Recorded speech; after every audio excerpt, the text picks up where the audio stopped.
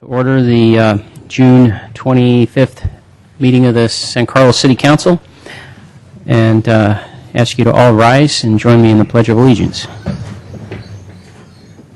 I pledge allegiance to the flag of the United States of America and to the republic for which it stands, one nation, under God, indivisible, with liberty and justice for all.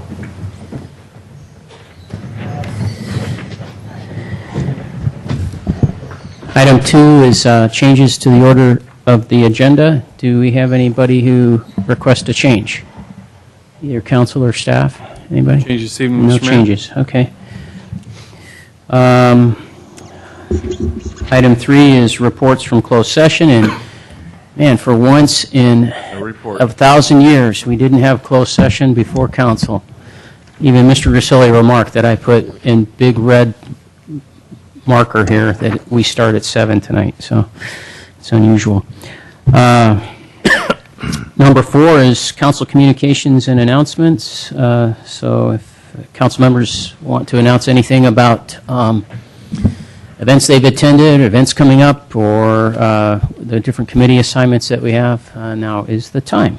So why don't we start down here with Ms. Clapper. Okay, excuse me. I have 2 items to share with you. One, I went to the Council of Cities dinner last week, and there was a presentation by the Executive Director of Rebuilding Together Peninsula, and it was interesting in that there's a couple of projects that they have done in coordination with cities, with Brisbane and with Millbrae, and I wasn't sure if this was something we had considered at all in line with any of our facilities work where it would qualify for services to low-income folks. For example, maybe lunches over at the Adult Community Center. So not doing the lunches, but doing work on the facility or gardens. Mm-hmm. So I thought that was interesting. And then I went to the meeting of the Peninsula Traffic Congestion Relief Alliance last Thursday.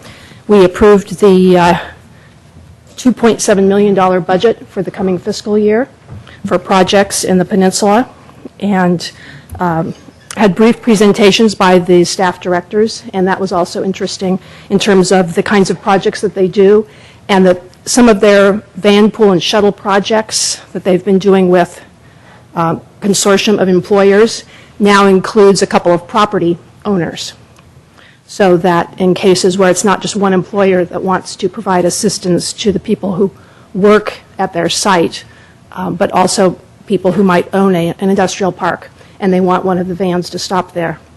So it's something, as I'm not sure what's happening with PAMP, but it's something for us to be aware of as a possibility. So those are the 2 things I had to report on. Very good. Thank you. Mr. Carpio, we're going through, not yet. You can put your hand down. We'll call on you when it's time. It's coming up shortly. Didn't want you to sit there with your hand up the whole time. So, Mr. Collins. Yes, thank you, Mr. Mayor. I'd like to talk about an email that I believe that we all received recently. It was an email from this organization called Mayors for the Freedom to Marry, and it's asking for the mayors of California to sign this initiative in support of same-sex marriages and the freedom of marry in the entire country, and also to promote the abolition, if you will, of the Defense of Marriage Act. And this is an issue that's sort of near and dear to my heart. I have a brother and 2 cousins who are gay, and it is something that I feel very strongly about.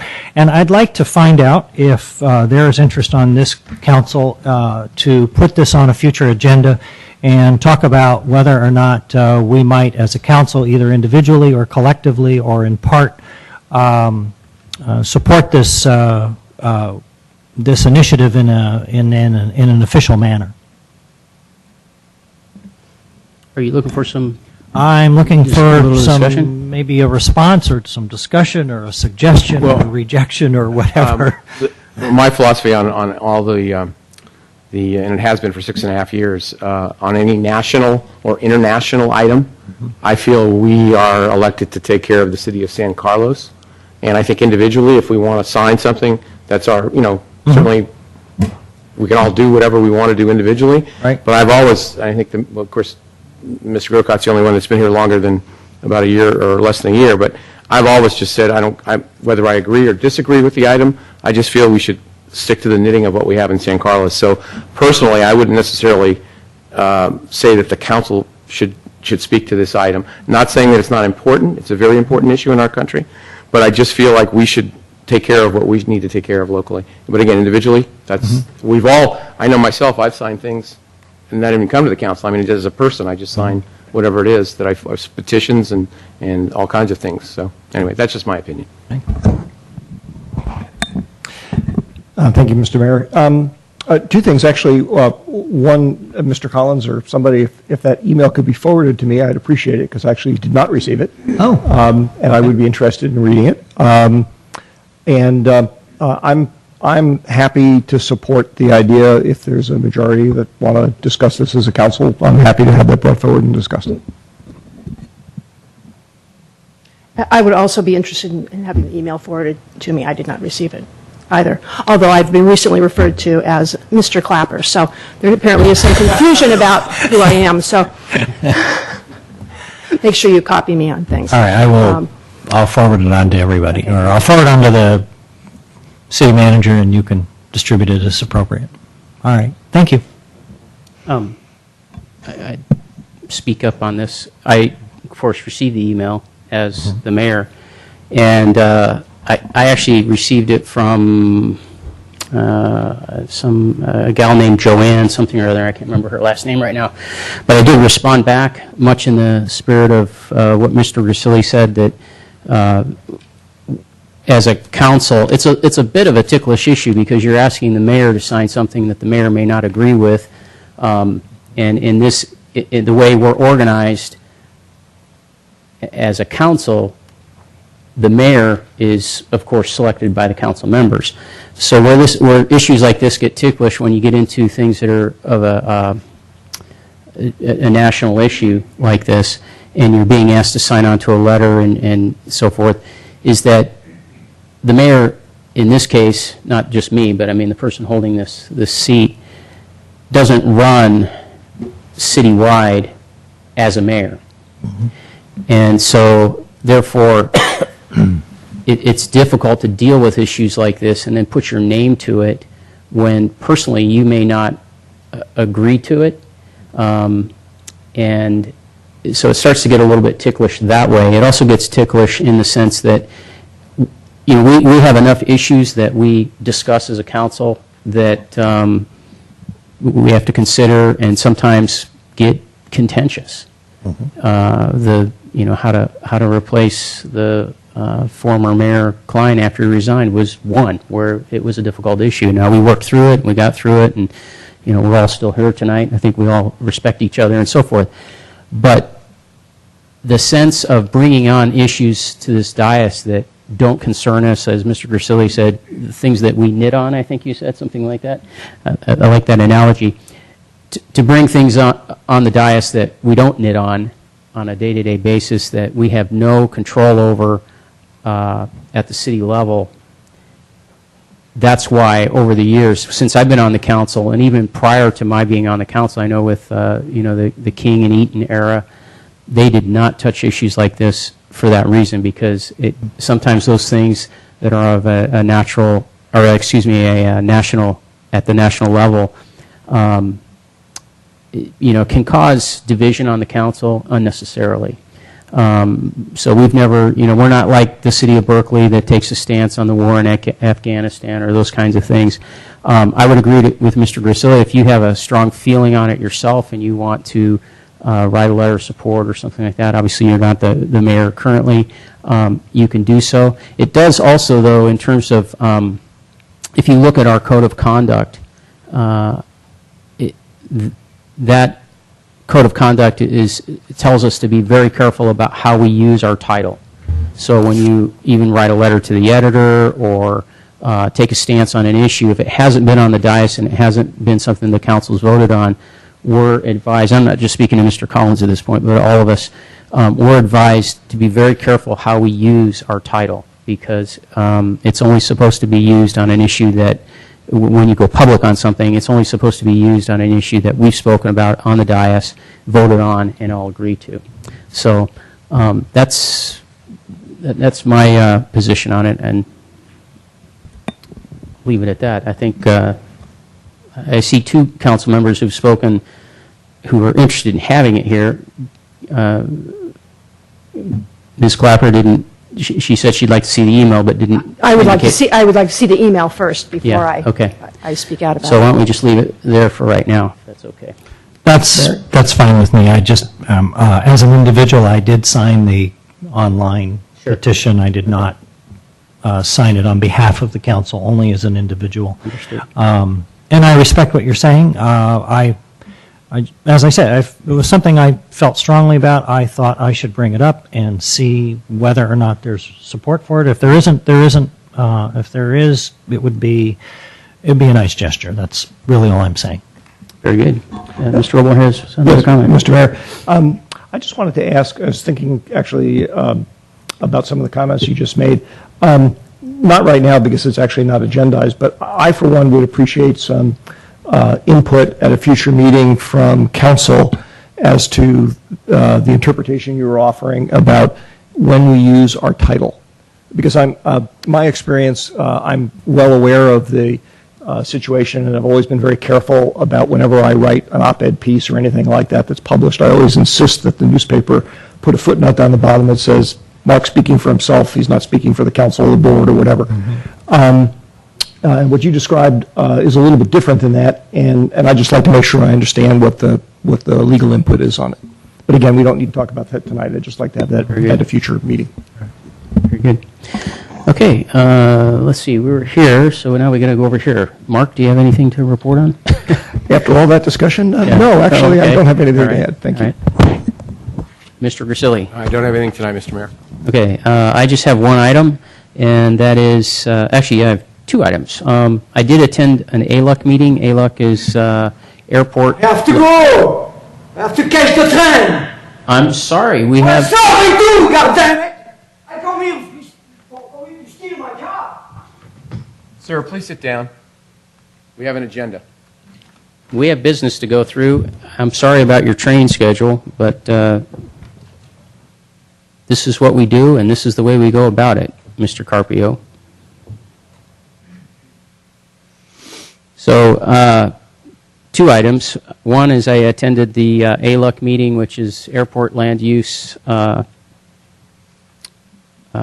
Committee, and we talked about there's a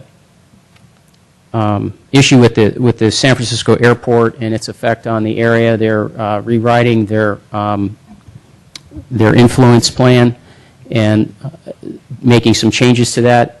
No real impacts to San Carlos. I'm happy to report if you lived in Millbrae or San Bruno or some of the areas closer to the airport, the moving of their contour lines on noise issues and so forth are affecting those communities, but nothing major happening that will affect San Carlos. And lastly, I attended a flag ceremony at the Adult Community Center that the chief, who's in the audience tonight, attended as well.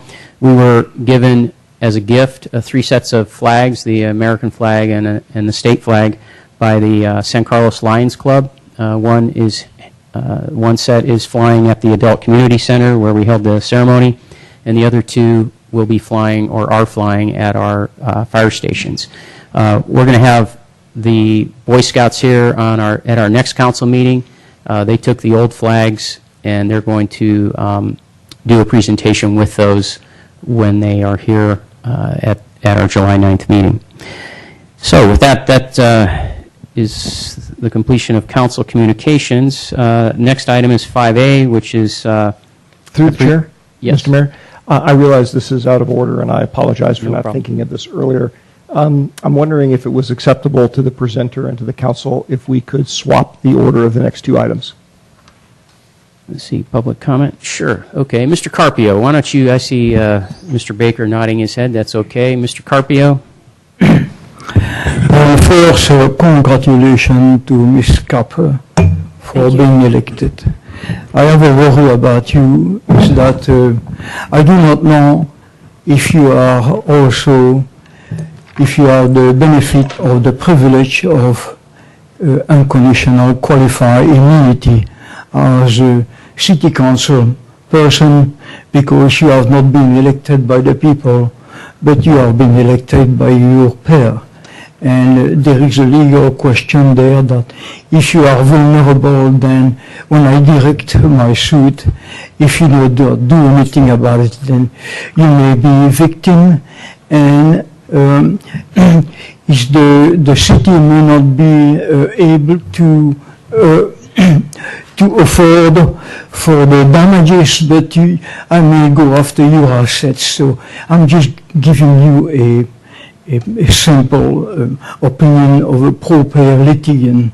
The other reason is that there is also this pledge of allegiance here in which you say you hold the state and the federal constitution, the U.S. Constitution, but I have already mentioned that there has been a moral issue here about the theft of my solar car, and I named the story of King Solomon with the child.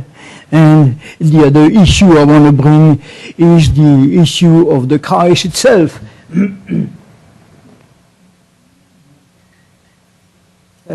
He's the man, he gave his life, and next to him he had two robbers.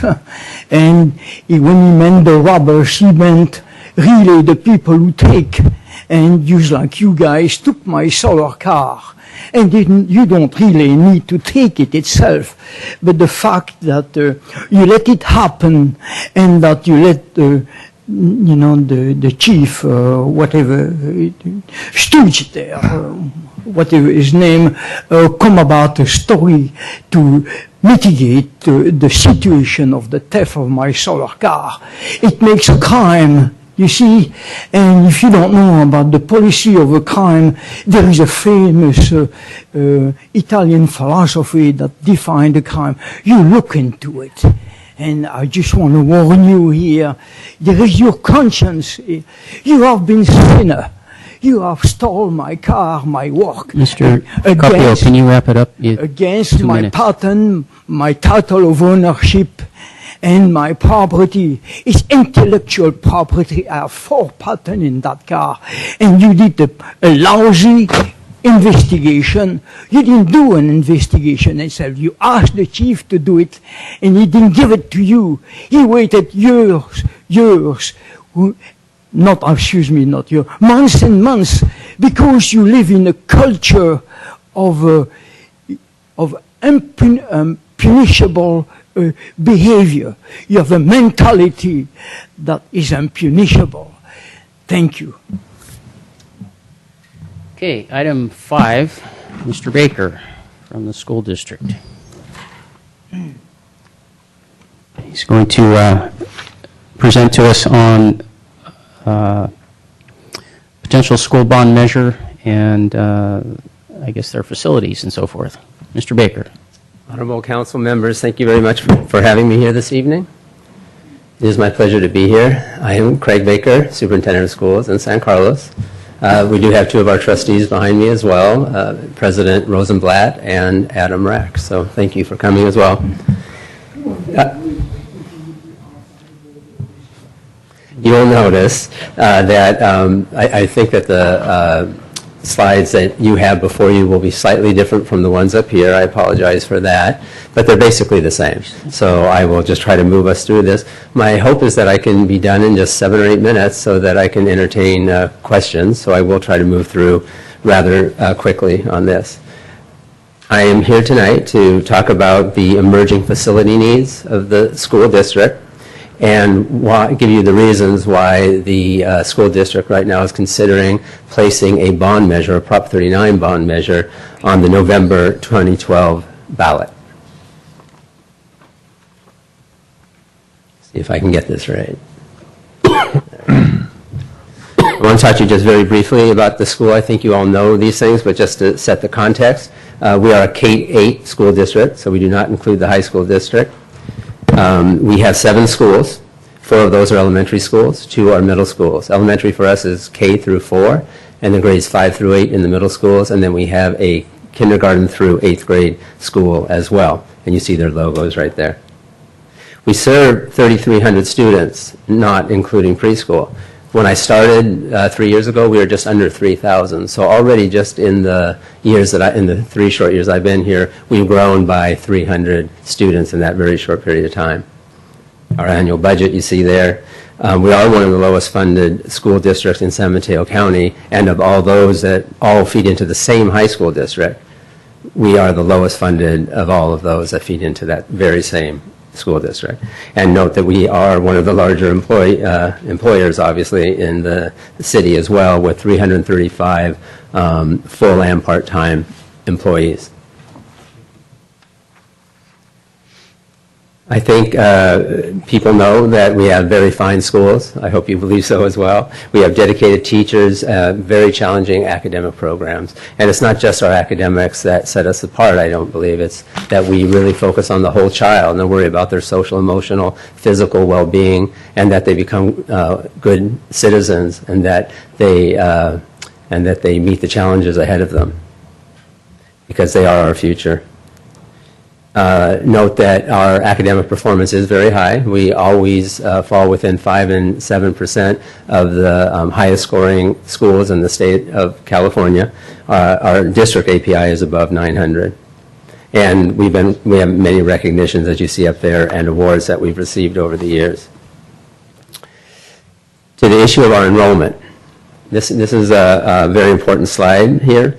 Again, if you just look at the years since I was here, 09-10 until right now, we've grown by 300 students. But if you look over since 05-06, the total growth in the district is 25%. That puts us currently 10 to 20% over the capacity of the schools that we have right now. And over the next several years, we're expected to grow by another 20%. Another 600 students, basically, in the district by the 2016-17 school year. So that is a tremendous amount of growth in this school district. You'll note that Bob Bradell quote there as well from the San Carlos blog that talks about the importance of, one of the reasons, it's a dual-edged sword that we have here. We have so many moving in because the schools are so great. That means we have to build capacity to serve those students. In the end, that's a good measure. It's a problem for us to figure out how to house all the students, but it's certainly because of our quality schools. So, the potential bond measure. Again, this is a Prop 39 bond. That means it can pass with 55 supermajority vote. The bond funds would be, we're talking about in the $50 to $60 million range, which is between $25 and $30 per $100,000 in assessed value over a 30-year period. The measure, again, would be on the November 6th ballot, and the board would have to place it on the ballot by August 10, which is why we've been talking about it so much of late. There will, of course, be an independent committee running the campaign if and when the school board decides to pass a resolution to go out for this ballot measure. Important here is that these are funds that are controlled locally. These are not funds that can be taken away by the state, unlike the last years where we have had a steady decline in funding from the state. These are dollars that we get to control locally. There will be a Citizens Oversight Committee, of course. And I am going to talk now a little bit about a survey that we did to see what our community had to say about a potential bond. In the end, there was a lot of support. Perhaps some of you had a call, I'm not sure, when we did this phone survey. What we learned were there are really 4 basic areas that the community said very strongly they felt were important. First of all, we need to build capacity, new classrooms, new schools, to reduce the overcrowding that exists right now on our campuses. Secondly, that we need to build for the future, not build the same old classrooms that we've had that were invented over 100 years ago, frankly, but to move into the 21st century, up-to-date technology, science, engineering. Third, that we need to repair the oldest schools and ensure health and safety. I think many of you have heard recently about some of the problems we've had in terms of traffic flow and circulation and issues around the school sites. That's been an issue for us because the schools were built at a time when they were very much focused on a local small community. They were not built to house the nearly 500 students at Britton Acres and Arundel right now when they were built for under 400 at the time. So that's a real issue for us. And then finally, we are, and the community said they were interested in us helping save money over time by considering energy system upgrades. And we had a study done by Chevron Solutions that showed that we could save nearly $8 million over a 25-year period by improving our sustainability systems in the district. So that's actually all I had for now. I do have, I wanted to open up for questions. If you want, I have a couple of renderings of the kind of work that we might be doing at a couple of the sites that I'm happy to share with you. But do you want to see them real quickly? Okay. So this one here, what's important to note here is that we are only looking at building on our own land. We found that you increase your cost to the community by $10 million per site if you were to build a school on new land. And so by building on our own property, we're saving about $10 million per property. So one of the things we've been looking at, and again, this has not been decided with certainty yet, but what that is, you might not recognize it, that's actually Central Middle School. And those pods that are there, there's a big parking lot. Let me use the arrow here.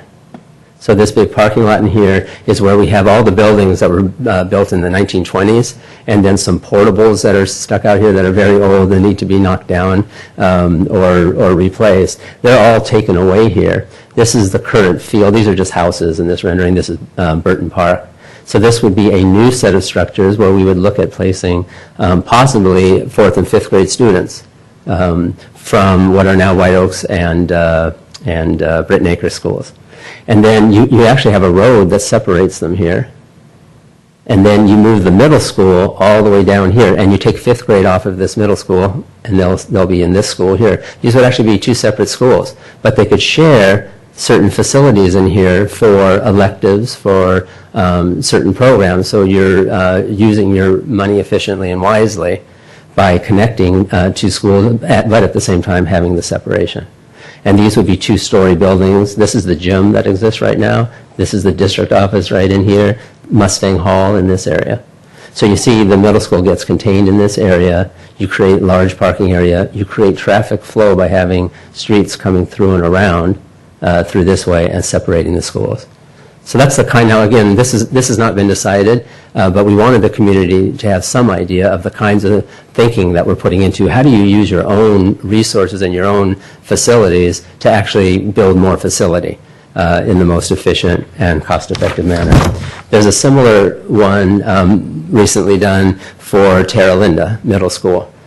So if you take the same concept of putting a 4-5, and again, this has not been decided yet, but if we had a 4-5 school on this campus, right now, Terra Linda is made essentially with a row here. This takes out an old set of buildings that goes across. It builds the middle school down here, and it creates a separate school in this area. Now, and then it also adds some building up here, and then we have all this acreage up here, frankly, is unused right now. There's about 7 acres of unused land, and so we're looking at how do we best utilize that in this new structure as well. Our key problem with this one is we will not do any building at this site until we can figure out how to get people onto this campus, because right now, this one driveway serves the nearly 1,000 students that are on that campus. So this plan could not go in effect until we figure out a way to get access onto this campus, at least one other way. You possibly know we've been talking with the City of Belmont still about trying to get access off of the Alameda. And we're also, we've been talking with some folks that live up here who've said they would sell us their homes so we could put a road in there as well. So we're looking at other solutions to find a way into this campus, because it'll be really hard to build here. In fact, we won't until we can figure out more access, if we can figure out how to get buses to take people there, and other solutions like that, because I think people know that corridor from Arundel School up to Terra Linda is pretty terrible right now. So that's what we're thinking, and I'd be happy to entertain questions. Thank you. Any questions? I just have, actually, just one. I think I heard you say that, first of all, thank you for the presentation. That was great. My pleasure to be here. Thanks for inviting me.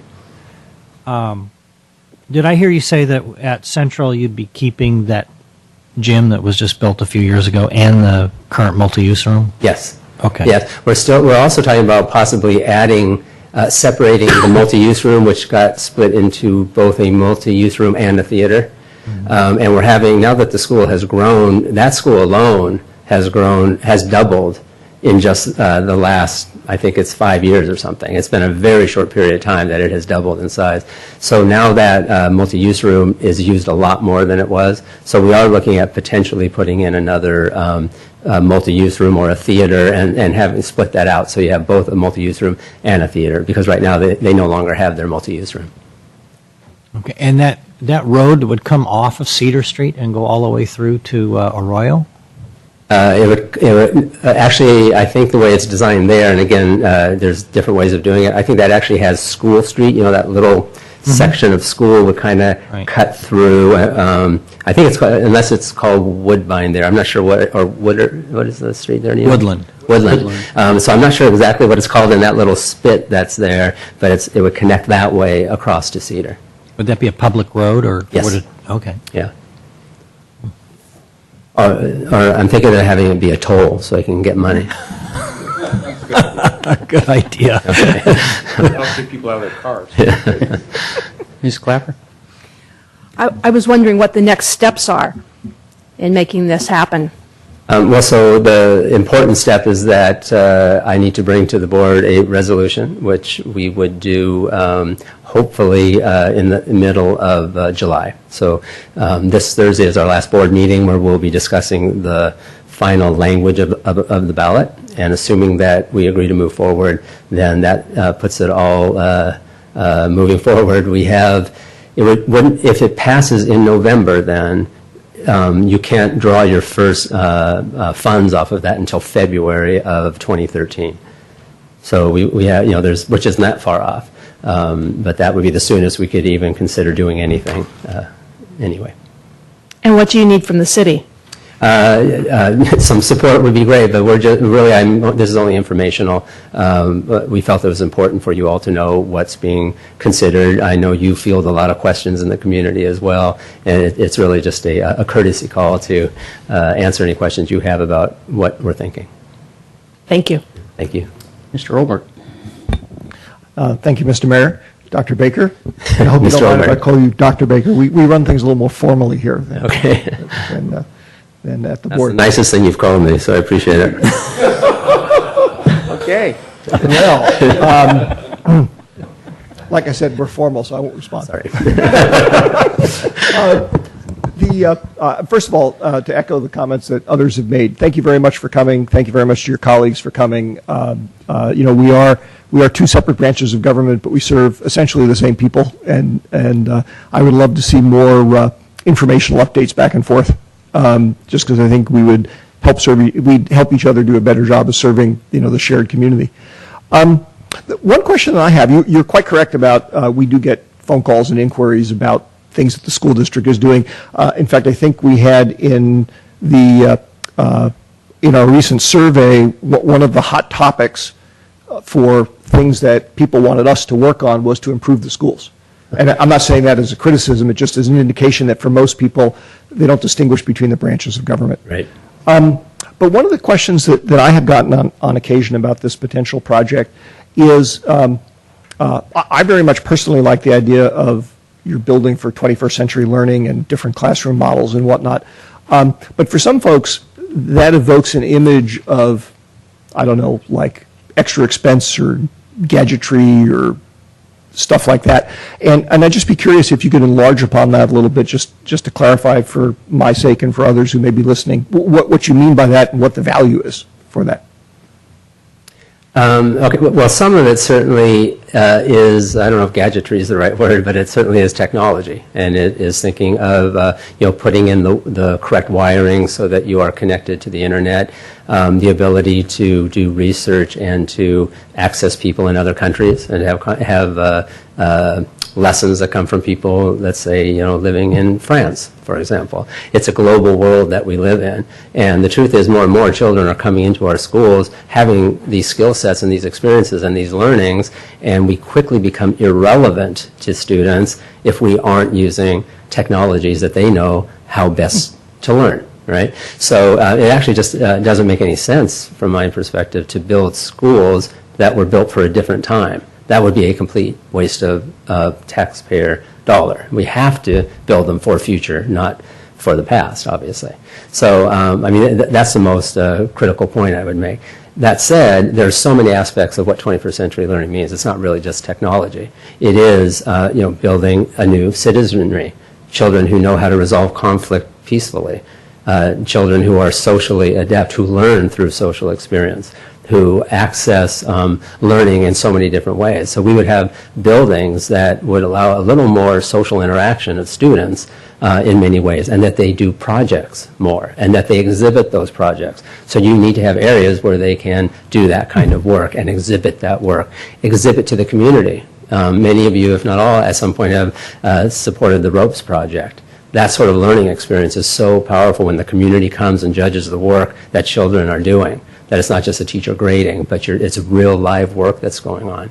So you have to build your schools to help support that sort of interaction that's going on.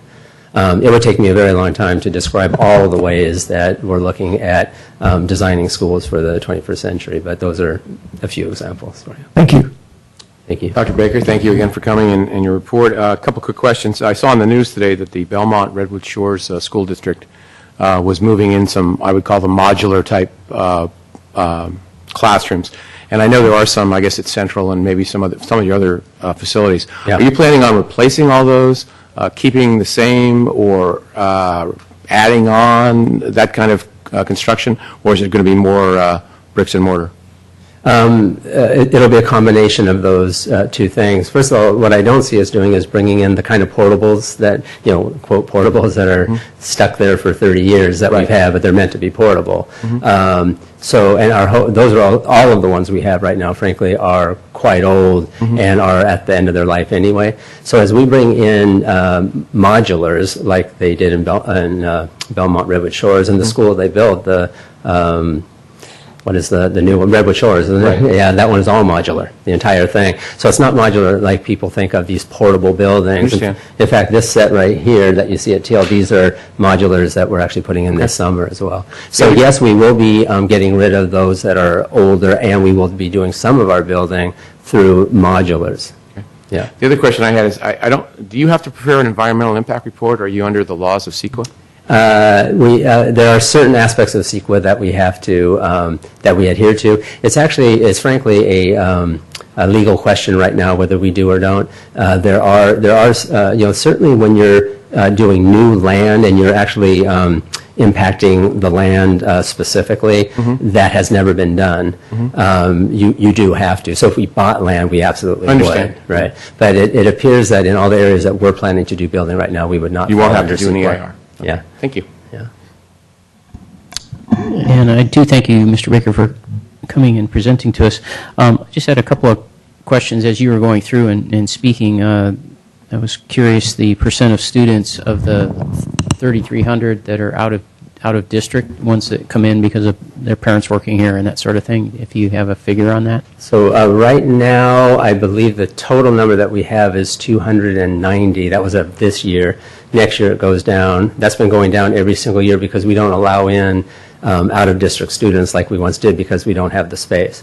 So right now, the majority of those are moving into the middle school, and they will matriculate out over the next several years, and we'll have very few out-of-district students other than employees and a few exceptions here and there. And so when you mentioned about the 6% growth and the 600 students in the next moving those, yeah. in the next 6 years, that would some of that would be offset by the out-of-district No, students. that's actually taking into account that It takes those into- so it's a students will net. matriculate out, yes. Oh, okay, Yeah. so it's in that. Okay, very good. And you mentioned this bond measure for 30 years at, was it $25 to $30 for every 100,000 valuation. What other bond measures are, or tax assessments by the school district are there currently, and when do those expire? Aren't there some that are? Yeah, we about to have a expire? Measure E. Is the other one going? Just E, right? Not the other one. Yeah, so just Measure E is still in effect right now. Only Measure E? Bond, yeah. Yeah. It's Oh, did you mean the parcel taxes as well, or? Yeah, bond? anything that's over and above what's normally on a property tax bill that's associated with the school district, with San Carlos School District. All right, so we do have 2 parcel taxes that Oh, are in effect right now, and then we have one other bond that has, those funds have been spent down. And do you know when the parcel taxes expire? Let's see, one would expire in 3 years, and the other in 7, yeah. 3 and 7. Okay, thank you. And I just for clarity's sake, I want to make sure it's clear that bond measures are for facilities only, nothing else, Right. and technology, if it's Prop 39, and those other ones are for general. Parcel taxes are for yeah, general. For operational, et cetera, Right. yeah. Right. And then the definition of overcrowding, I think you sort of touched on it when you were talking about how the schools were designed like a Rundle for so many students, but could you just give a definition for folks what is meant by overcrowding at the school facilities? So the schools that we have, none of them really was built to have more than 400 students on it, and some quite a bit less. Like White Oaks, actually, I think was built for 350 or something like that. And so just by way of how they were built, but also, I would say, a commitment that the board made to make sure that our schools remain high quality. And part of that is by having smaller schools where children know their teachers and teachers know every child, et cetera. So there's been a lot of conversation on the board. I would say that in particular, I have come back to the board many, many, many times and said, I want to be clear, we could just pile a bunch of portables onto our existing sites, use up some of the land that we have, and we could do that a little cheaper. But the quality of the schools would not be the same. They would not be the same kind of schools as we know them to be right now. So does the overcrowding figure then translates down to the classroom level of like 20, 25 students or something like that? Not exactly. So we make our class sizes really separate from, although obviously they relate to one another, right? Mm-hmm. So sometimes, for example, we would really be in trouble in terms of our rooms if we went back down to where we were just 4 or 5 years ago to having 20 to 22 children in a classroom instead of the 24 to 26 in the lower and 28 to 30 in fourth grade and then 32 at the middle. If we drop back down to where we were, we would need instantly a dozen more classrooms in no time, right? Because you'd have to spread those children out. Yeah. So right now we're in a place where all of our classrooms right now are fully utilized with children in them. So when we want to lower class size, this is the truth. When we do that, it will have an impact on facility. Then my last question is, where's the pool facility, the swimming? Where's the swimming pool? Swimming pool facility, yeah. It's coming. That's my next Oh, that's 7 presentation. acres out there. Yeah. That's right. Yeah. Yeah. Large pool. Thank you, Mr. Baker. Yeah. Thank you very much. Thank you very much. Thank you. Mr. Mayor? Yes. If I may, just for the benefit of my colleagues, just to put the growth of the district in perspective, when I joined the board back in 2001, there were just over 2,000 students in the district. So that growth rate that Craig is talking about is both very rapid and quite sustained, other than that 1 year where it dipped. Thank you. Thanks again. I'm going to go back to item 6 just in case. We sort of rushed through that on behalf of Mr. Carpio. I don't have any other speaker cards, but is there any other person in the audience who's here tonight to speak at public comment, items that are not on the posted agenda? Okay, just wanted to make sure. So we'll move on to item 7, which is approval of the consent calendar, which is sort of a basket of goods. We usually move approval on this as one item, although there are many items in it, unless somebody wants to pull one and have it discussed separately. Mr. Mayor, I'll move that we approve the consent agenda. All righty. I'll second that. Okay, so we have a motion and approval for items 7A through F. Madam Clerk. Councilmember Clapper. Yes. Councilmember Collins. Yes. Councilmember Grisilli. Yes. Councilmember Olbert. Yes. Mayor Grocott. Yes. Item 8 is reports to council. These are updates on key city projects by the department heads. We have one item listed here, which is reports on status of redevelopment agency dissolution and activities of the oversight board. Mr. Sawicki. Good evening, Honorable Mayor and City Council. Mark Sawicki, Economic Development and Housing Manager. The Council's 6-month strategic objectives includes providing a monthly report on status of redevelopment agency dissolution and activities of the Oversight Board. Since your last update on May 14th, there have been a few events to report on. The Oversight Board has now met 8 times between March 19th and June 7th was their last meeting. And the substantive actions include the final approval of the ROPS, the Recognized Obligation Payment Schedules, for the periods January to June 2012 and July to December 2012. The Oversight Board has set a regular meeting schedule after its many special meetings, and it regularly will meet on the first Thursday of the month at 1:30. However, the July meeting is canceled, and their next scheduled meeting is August 2nd. The agenda items for that meeting may include an update on the appeal of a judgment against the agency in favor of the school districts, as well as consideration of disposition of properties adjacent to the Wheeler Plaza. Another item of note is that the city's general fund has received its allocation of property tax increment for the July to December period of $638,000. So that now represents what we will be receiving now that we don't have a redevelopment agency, and I'm available for any questions or comments.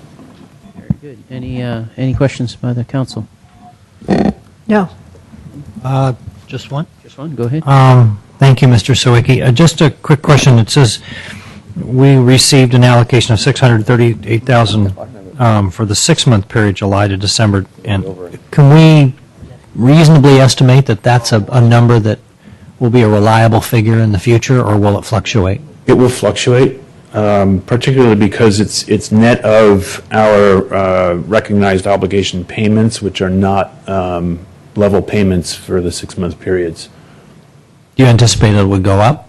The other 6-month period will probably be less than that, Okay. but I'm not sure exactly how much, and it's going to change over time. Thank you. Mr. Olbert? And Mr. Grisilli sits on the board, so he informed me he has no questions. So I just have one, because it was asked of me today, and I was a little unclear, and that was, so we're dissolving the redevelopment agency and the RDA boundaries. Could you just quickly go over those, and then whatever property holdings we have within those boundaries? I know we always talk about Wheeler Plaza, and I think there's a few others. The boundaries of the project area encompass a roughly 400-acre area that includes most of the east side, the commercial and industrial area, as well as downtown in El Camino. Does not include the area known as the Harbor Industrial Area, because that was annexed to the city subsequent to the redevelopment agency. The project area will still exist, and the redevelopment agency in its successor form will still exist for years, because we need to pay off the bond debt.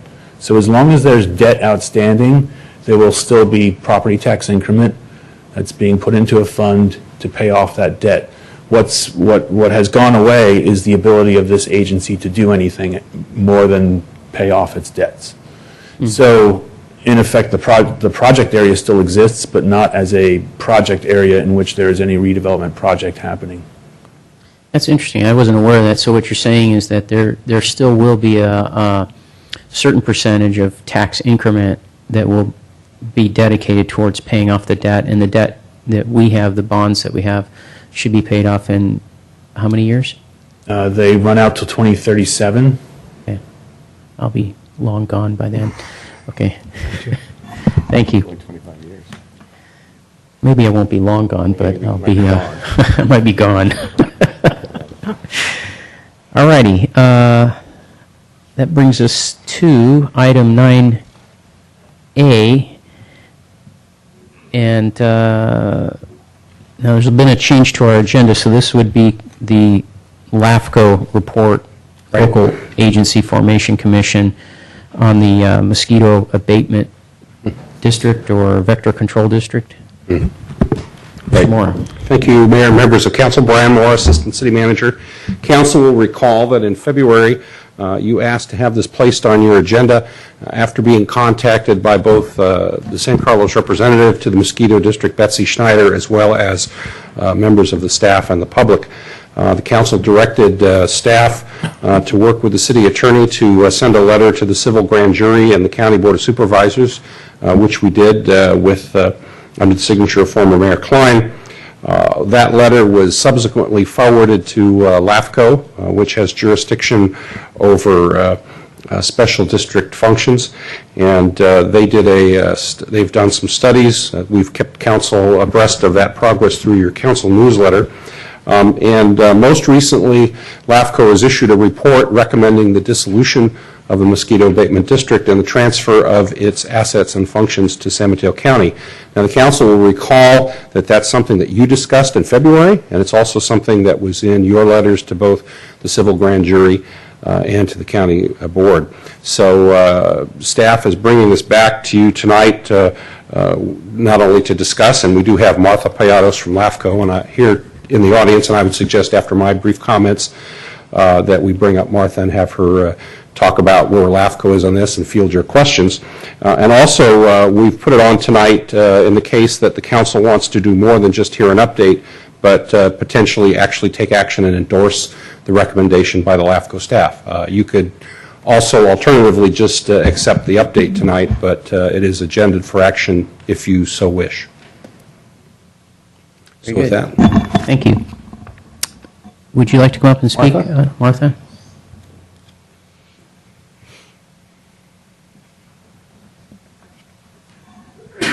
Thanks for coming tonight. Thank you. Good evening. Honorable Mayor and council members and staff, my name is Martha Payatos. I'm the Executive Officer for the Local Agency Formation Commission, or LAFCO. And before I get into the study that LAFCO's prepared, just very briefly, LAFCO is an independent commission that exists in each county of the state and has jurisdiction over the boundaries of cities and special districts. LAFCO adopts spheres of influence, which are kind of like city general plans. What are the boundaries and governance plans for an agency? And in San Mateo County, we have 23 independent special districts, one of which is not under LAFCO's final jurisdiction because the majority of its territory is in Santa Clara County, and that's the Mid-Peninsula Open Space District. So we have 22 independent special districts, and then 32 county-governed special districts, and the 20 cities. And LAFCO's work is really a requirement to adopt spheres of influence and periodically update them. The Commission's independent. It adopts its own budget, and the budget is apportioned in thirds, 1/3 to the 20 cities, 1/3 to the 22 independent special districts, and 1/3 to the county. And the Commission contracts with the County of San Mateo for staffing, legal services, and office space. So I'm a county employee, but I'm the LAFCO geek. All I do is LAFCO work. And you have a report you should have received dated June 12th, which is a recommended report following a circulation draft that provides information about the San Mateo County Mosquito and Vector Control District, the history, the services they provide, their budget, and their incident of alleged embezzlement. And on page 7 of that report, there is a map that is a good illustration of the kind of the history of the district. It was formed by consolidation of 2 small districts in 1953, and it included only Millbrae South and the kind of the skyline area south of San Mateo County. Since its formation, it was assessing a tax, and with the passage of Prop 13, that meant that property tax was limited to 1% of assessed value, and the district, like every other agency, like cities, ended up with less share of property tax and therefore resorted to a $3.74 parcel tax. So in that original boundaries, the district is funded by a share of property tax and a $3.74 parcel tax. The next big event was the advent of West Nile virus, which caused a request by the county, or by the district, but supported by the county, to expand the boundaries to include the balance of San Mateo County. And because there was no transfer of service responsibility, there wasn't an opportunity or a desire on the part of the cities and the counties to transfer some of their property tax to the district. So instead, services for that portion, that zone of the district, the annexation was conditioned upon passage of a benefit assessment. So you have one zone that's with property tax and parcel tax, and another zone that's with the benefit assessment. Out of all of the 65 mosquito and vector control districts in the state, 13 are county governed. The next step that took place was that the county, out of the health department, transferred unfunded vector control services to the mosquito and vector control district. So up until that time, they were mosquito district, and they took those services on because they had the funding to do it, and because it was basically bundling services into one agency. Then the next real key event was this discovery of alleged embezzlement that was transferred to the district's attorney's office in 2011, and that triggered discussion at your city and other cities as well, that led to LAFCO taking on a municipal service review, which is a mandated study, and we're just doing it a little ahead of time to respond to this concern about the accountability at the district. In terms of the district itself, the enabling legislation is Health and Safety Code 2000.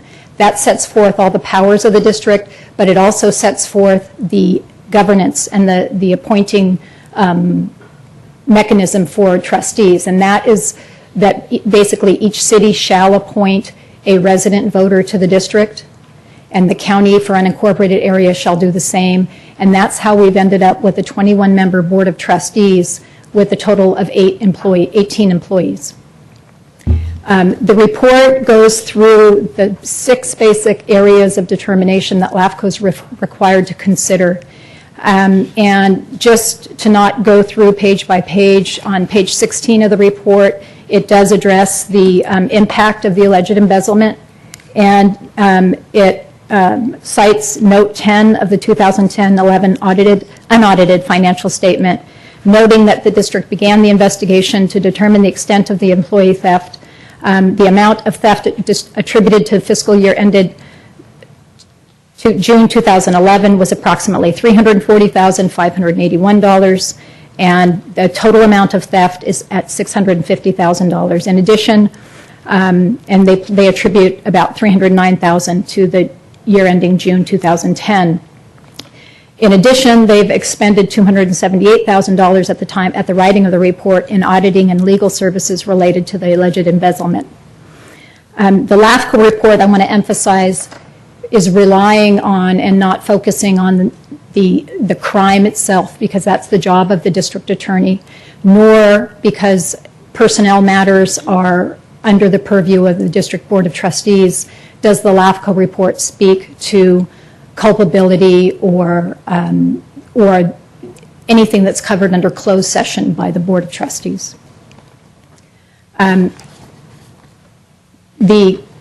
At the time of the writing of the report, the adopted 11-12 budget was provided with the report as attachments. They have just adopted their final 12-13 budget. The basic, there are some I think, to not focus on the negatives. The Department of Public Health and others have commented on the adequacy of the services this district provides, which are highly technical public health services. And in fact, the health director or environmental health director noted that he wouldn't recommend estimating savings if these services were transferred to the county, because what they are operating in terms of operations at a fairly efficient level, it's what would happen, what would the cost of being more accountable be? And the report addresses this a little bit in that, and you actually have a letter from the Board of Trustees dated March 19th, which talks about some of the mitigation measures they started as soon as they realized they'd been the victim of a crime. And one of the challenges that, as pointed out in the LAFCO service review, is that when you have a small organization and you have only 2 people in your finance department, and one of the best practices for internal controls is having a segregation of duties, it's very difficult to achieve that. The report also notes that the size of the Board of Trustees makes it difficult to be responsive and react promptly. And the basic recommendation is that under, for sphere of influence, that the district be dissolved and that the district be transferred to the County of San Mateo, with the condition, though, that those revenue sources that I cited, the $3.74 parcel tax, the property tax share for the original boundaries, and the benefit assessment be transferred in a manner that would continue to be segregated from the general fund and continue to be used for those purposes.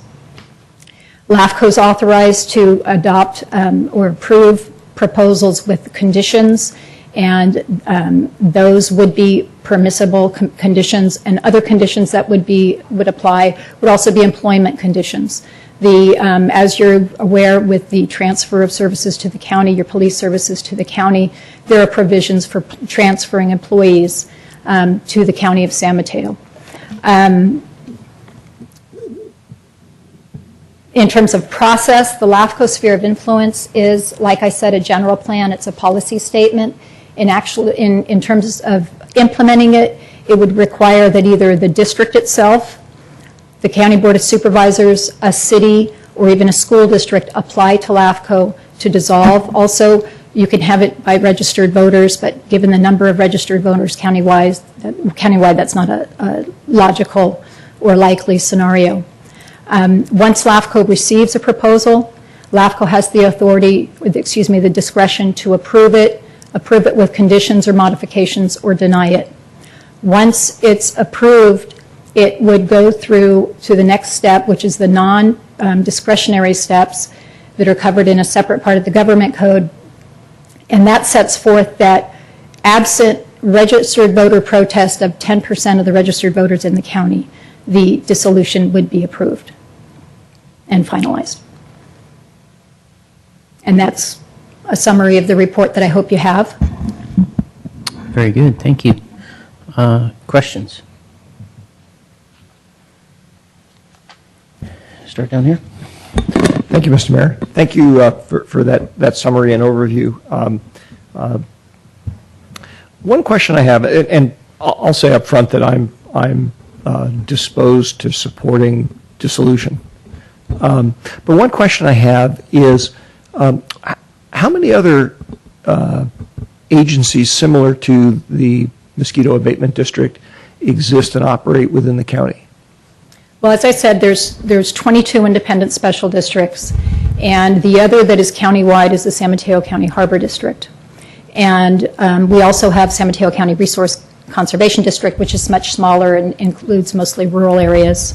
And each of the districts that LAFCO reviews, their enabling legislation is what determines how their trustees or their board is composed. So in the case of the Harbor District, it's in their legislation that they are a 5-member commission, and they are elected by the voters of the county, countywide, like the Board of Supervisors.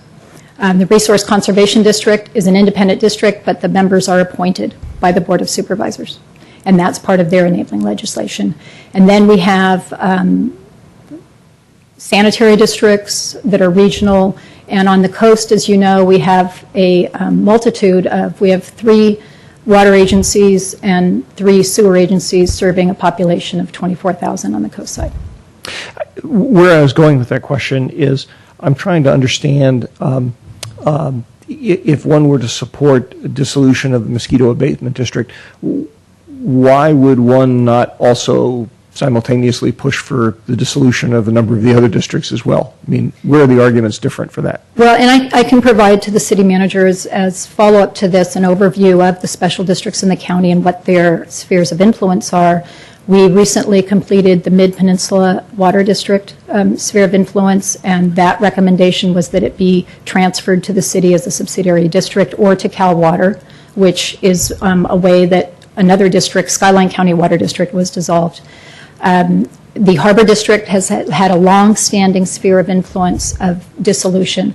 And the challenge that we've had is, number one, the Harbor District has not a very good dowry in terms of they've got a lot of debt. They're now finally, they have a plan for paying it down. But years ago when that was looked at, when you dissolve a district like that, you have the short-term effects and the long-term effects. And the very first phase of a dissolution of a district with a lot of debt would be to go in and say, okay, how are we going to change operations and use revenue to pay the debt down and turn this into a more like an enterprise activity? I see, which would make dissolution less attractive until you had developed such a plan. You have to have a long-term approach to looking at it. Okay. All right, thank you. Down here? Yes, I was wondering if there had been no embezzlement, and you said that this was something that was going to come up on your schedule to take a look at this district. If there had been no embezzlement, but there was the lack of procedures, the lack of board governance and management oversight, do you think the dissolution would have been an outcome of the review? The recommendation? Anyway? The recommendation, yes. Yes. Number one, for example, Mid-Peninsula Water District is in the same situation as mosquito abatement, as you know. And the service review and sphere update was done before that knowledge, before anybody knew about that they were having the same problem.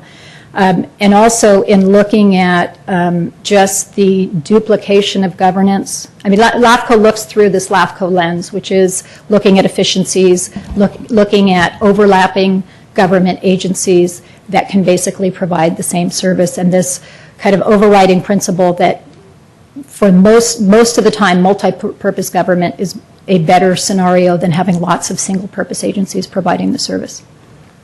Okay. And then who manages or guides the dissolution process?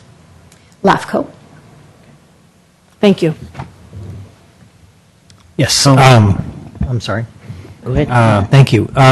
Just to follow up on Ms. Clapper's comment, this was going to be, in other words, this was an inevitable process that was going to happen regardless of what happened to this organization. It was just, in other words, it was in the pipeline. Well, the sphere designation for a county-wide agency that provides services that the county is authorized to provide, it was a very likely scenario. Okay. And I have a couple other, I'm not sure if you can answer these, but I saw a reference to Samsara, and I wasn't clear on what that is. That's the San Mateo County retirement system. Okay. And so there are independent special districts that have employees that are members of that versus CalPERS. So it's a completely separate retirement system and Yes. apart from CalPERS. Yes. Okay.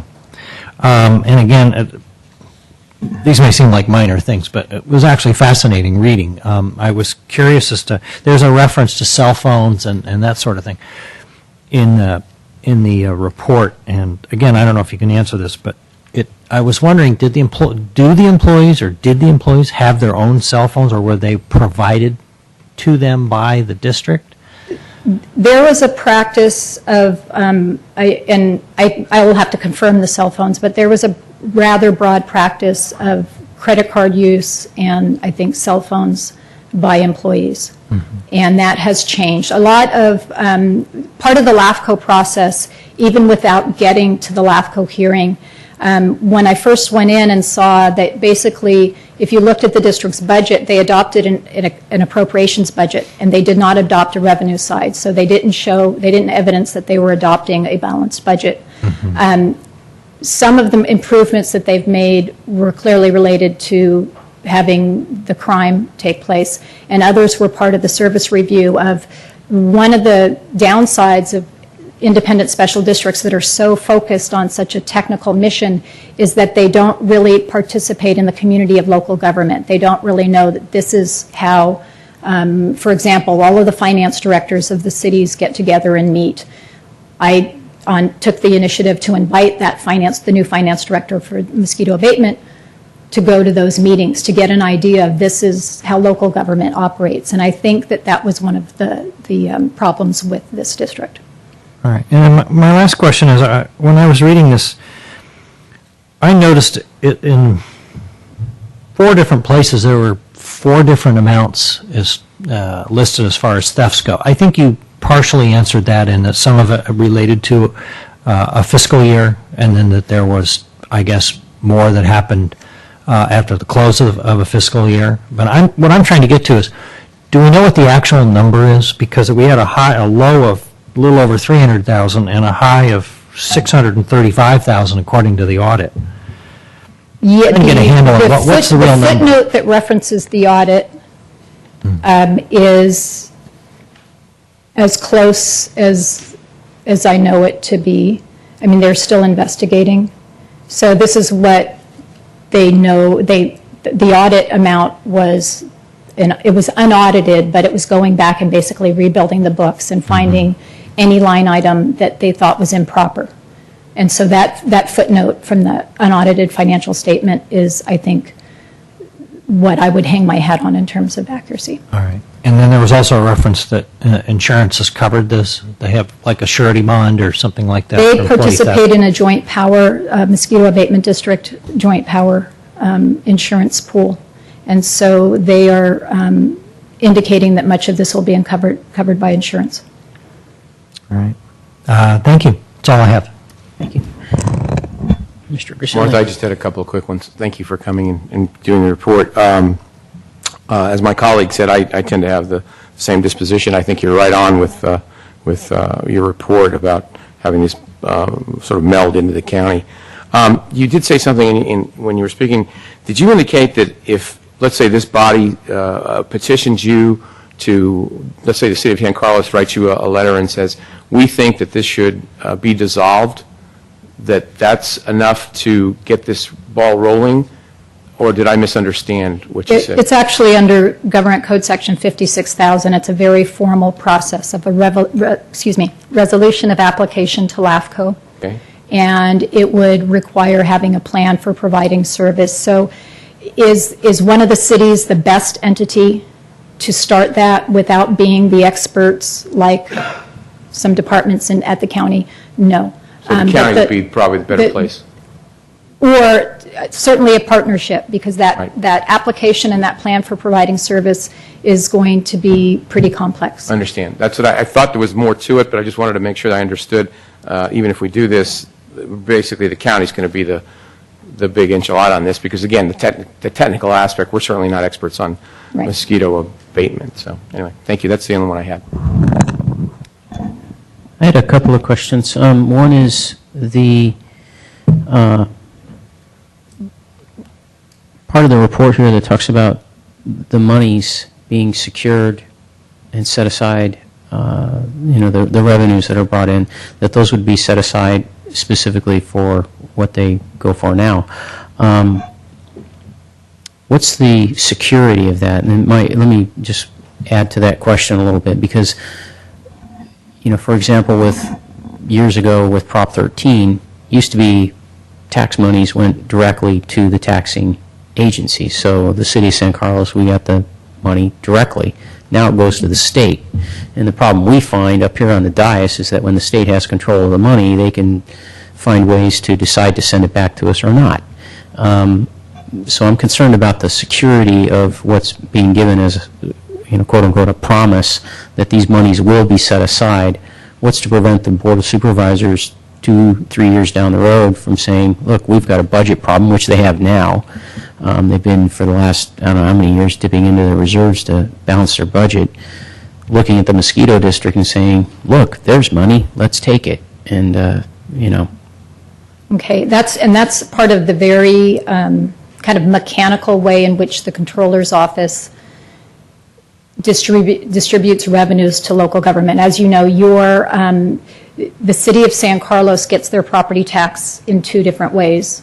And I'm not going to get too much detail, but you have your base property tax that was established after Prop 13 that has grown over time, and then you have your increment, and your increment is broken down. If you could take a map of the city of San Carlos and show all the tax rate areas, and those individual incremental factors that are the share of the 1% growth. So the county controller has, for example, the county fire fund, and that's all of the unincorporated areas that are not in a fire district.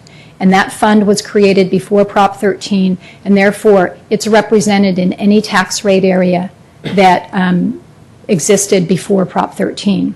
So we also have the library fund, and that's the same model, and the county is part of the library JPA with those revenues. But those are segregated revenues. And so the notion and the actual enforcement would be that there would be a condition that funds would be set up, the San Mateo County Mosquito and Vector Control Fund would literally supplant those areas where revenues are now going to the San Mateo County Mosquito and Vector Control District. And so it's simply, those are already cast in stone by Prop 13, and they get renamed to a county-wide, county-governed district that there wouldn't be flexibility in using those funds for another purpose. And another question I have then, somewhat related, one of the things the district, although they had this unfortunate event with embezzlement, I guess it's still alleged because it's still in the court system. So they've had this trouble with the alleged embezzlement. However, they have managed, one of the areas that I think they've done well is they don't have a deficit. They have certain income, they've used that income, and they've stayed within their means. And what that tells me also is that when they've negotiated with their employees regarding pay and benefits and so forth, they've kept it where it needs to be and given their revenues. On the other hand, again, the county is in bad shape. They're digging into reserves every year to pay their bills. And they're not going to be able to continue that. And I think some of that would be a reflection on how they have, since employee cost is the biggest percentage of any budget for a municipality, it seems to me they haven't managed that so well. So how does LAFCO, look at that and say, gee, the best thing to do is to turn this mosquito district over to the county when the county hasn't managed itself well? And in fact, in your own letter here, it talks about how the county couldn't afford to do their own vector work, and so they gave it to the mosquito district to do it because they figured we can't afford it, we'll give it to them and let them do it. Correct. Number one, that would be part of the plan for providing service. The county's had a salary freeze for, I'm forgetting, but I think 4 or 5 years. What would need to be done in taking on a service like this is new positions would be created, and they would need to be created with some sort of parity with what employees are making doing their work at Mosquito Abatement District. And that would be part of the plan. I mean, you would want to see, and I could actually request comment on that now, but I think in theory, the one issue is the sphere of influence. What should the governance of this agency be? Through an LAFCO application process, you want to say, okay, what are the fiscal impacts, and how do you turn this into something that's not going to suddenly have their fund balance evaporate? The other is in the reverse. If you're looking at an agency who has stayed within their means, they, for example, this year did not increase their benefit assessment. It started out at 14 something per parcel, and it's up to 17 now, and this year they froze it. So again, you're looking at some snapshots over time of how they've dealt with expanding their boundaries and having these 3 funding mechanisms. And my last question has to do with there's comment in the report, and you mentioned it even in your verbal report about the 21-member board and how that can sometimes be cumbersome. Although I'll tell you, I've served over the years sort of in and out, but on the airport roundtable, that's a big board too, but it manages to get things done. It operates, I think, rather efficiently and does a good job, even given despite the size of its board. The library JPA is similar. It's not quite as large because not every city in the county is a member of the library JPA, but it's a larger board. It's definitely bigger than 5. So I'm not sure I buy that argument about the size of the board. My question is, if somebody submitted a plan, might there be a way to come up with some kind of hybrid where some hybrid model where you still have a board appointed in a similar fashion that it is now, where it might be kind of like we have, we've got the Planning Commission, for instance, and it makes recommendations to the City Council.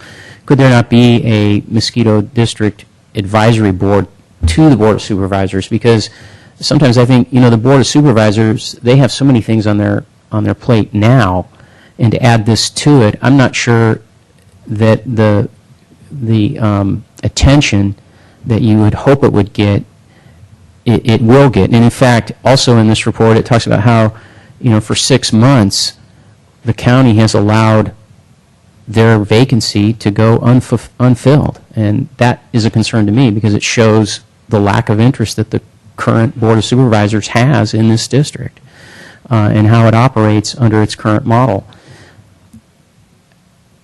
Would there be a possibility of that, of some kind of subcommittee of the Board of Supervisors that there might be? An advisory committee, when LAFCO, for example, approved the annexation of the coastal area to the Mid-Penn Open Space District, there were conditions that were similar to that.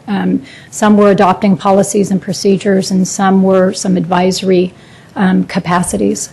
So that's an alternative. And that doesn't necessarily have to be a 21-member Board of Trustees. The district breaks the county down into, I think, 5 or 7 zones. So it could be something like that.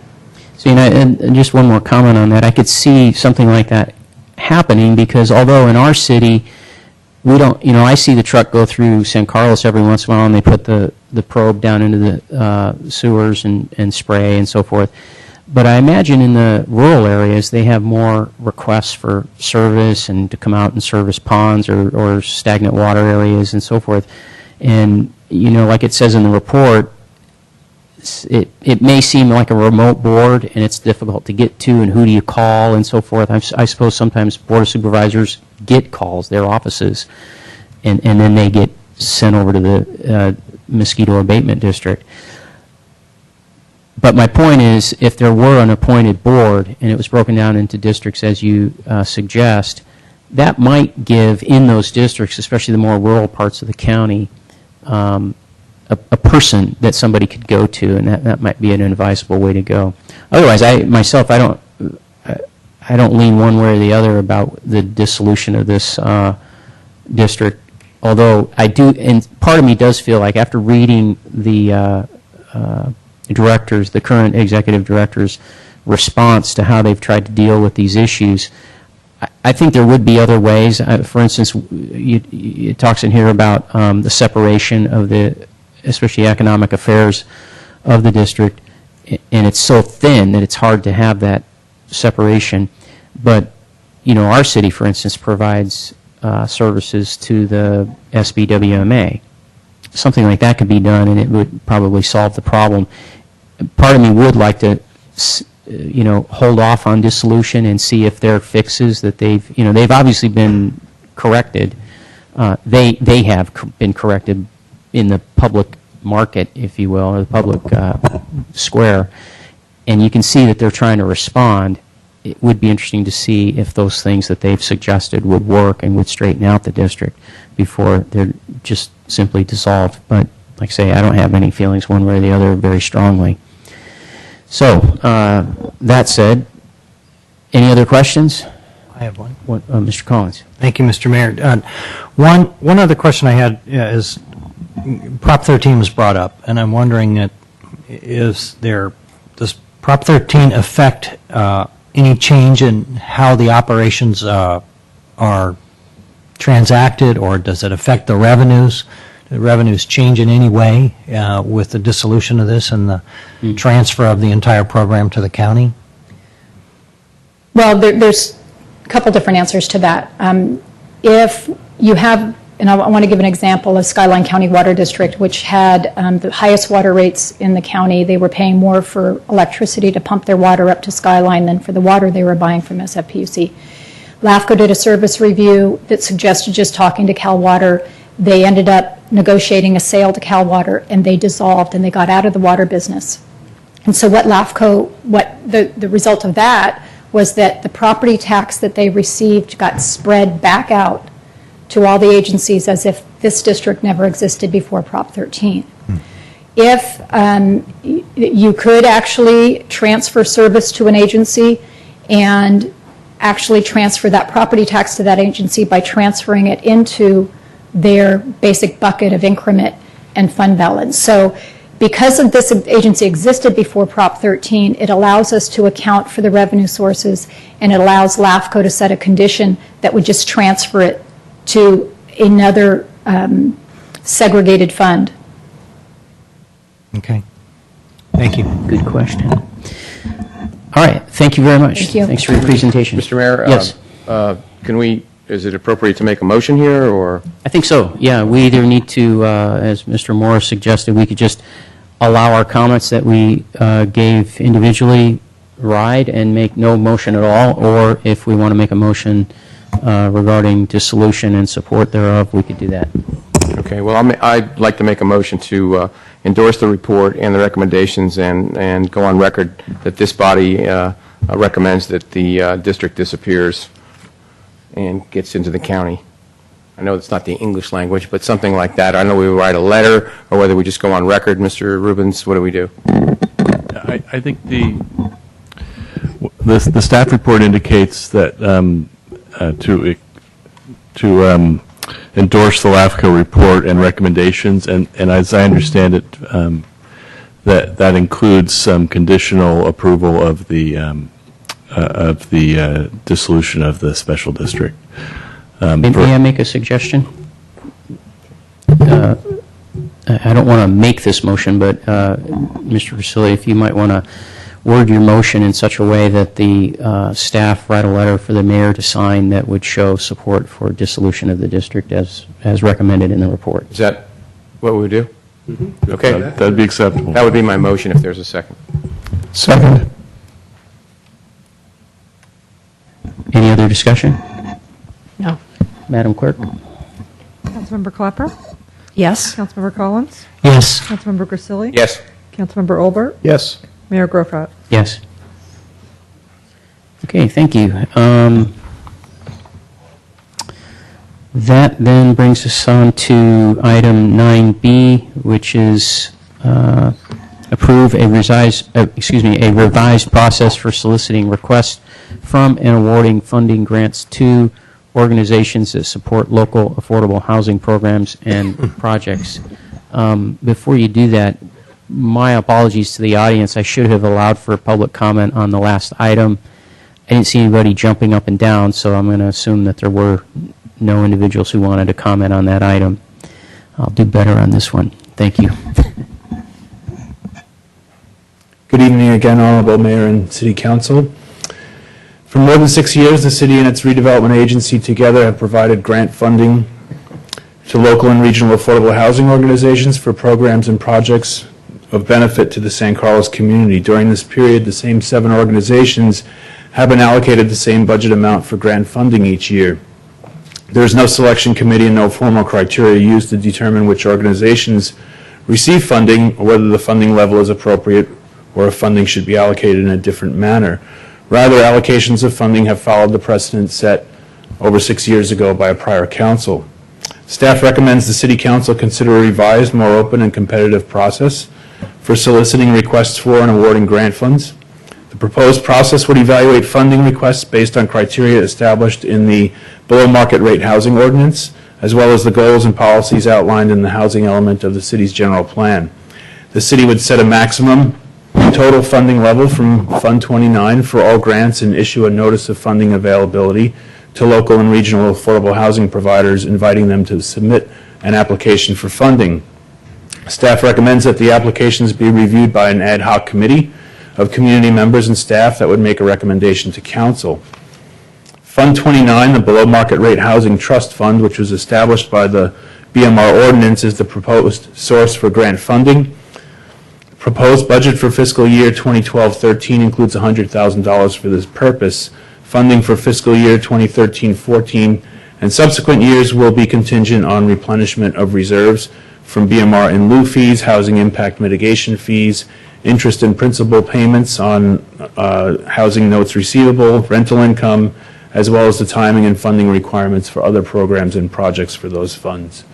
I'm available for your questions. Thank you. Questions from council members? Ms. Clapper?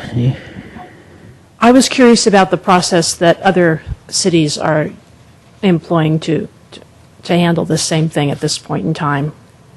Could you give us a summary of what you know of what they're working on right now? I know of I haven't done a complete survey. I just know of a few that do a similar process. Similar to what is being presented Yes. here? Okay, thank you. Particularly if they have other sources of funds, CD, BG funds. The county does a similar process. They put out a NOFA, a Notice of Funding Availability, take the applications, review them, and come back with their decisions. Okay, thank you. That's it? Yes. Mr. Collins? I think I had one note I made when I was reading it. So without any substantial changes, what do the numbers look like for the next year? I mean, going through this organizational chart. Councilmember Olbert had asked a similar question of staff. I would say there's 4 factors that would determine what the fund will be going forward. One is the level of in lieu fees and impact fees that are deposited each year. That has ranged from $63,000 to $172,000 a year over the past 4 years. That's dependent on residential development. We'll create a source of those fees. The level of revenue collected from notes receivable and net rental income on assets that we've transferred from the RDA to Fund 29. That's approximately $450,000 a year. There's $1.3 million in the fund right now. If any of the larger developments like the Transit Village and Wheeler Plaza are approved and completed, that would add $11 million to the fund. So there are sources of funds, but we can't determine exactly how much and when they will be added to the fund. If we choose to do an affordable housing project that the city either sponsors or supports and makes a financial commitment, that would be a big drain on those funds as well. So those are the things that we would weigh going forward. Okay, thank you. Mr. Olbert? No questions, thank you. Mr. I Priscilla? don't have any questions. I just have comments when we get to the discussion. Okay, very good. I did have a couple of questions. The wording of the BMR ordinance with the dissolution of the RDA, then is that something that we'll see later? Is there a necessary change to the wording of that ordinance? Did it refer to the RDA? I don't believe it does. It's a city ordinance independent of the RDA. Oh, it is, okay. Yes, it's a city inclusionary housing ordinance. Whether we had an RDA or not, we could have this BMR ordinance. Okay. We could check, though, and if it's needed, have a look at Yes. that. Okay. Well, a follow-up on that, if given what we're being asked to do tonight, would what we're being asked to do tonight be a part of, go into the ordinance, or would it just be a... No, the ordinance creates the fund. Fund 29 was created by the ordinance, and that's where the in lieu fees and the impact mitigation fees have been deposited. So that fund is available to do something with. Preserve housing, produce housing, or assist housing organizations. But I guess my question is, where would this process that we would be establishing, where would it go? Where would it be written down, and is it just a policy direction? It's a policy direction. It could be codified in the ordinance, but it doesn't need to be. Okay. And then the last question I had before we go to discussion is the approximately $1.4 million that's in the fund now. Where is that deposited, and do we have an idea of how much revenue comes off of just the investment that it's in? I think I would defer to the finance director on that, but I assume it's a minimal rate of interest. It's probably deposited with the county.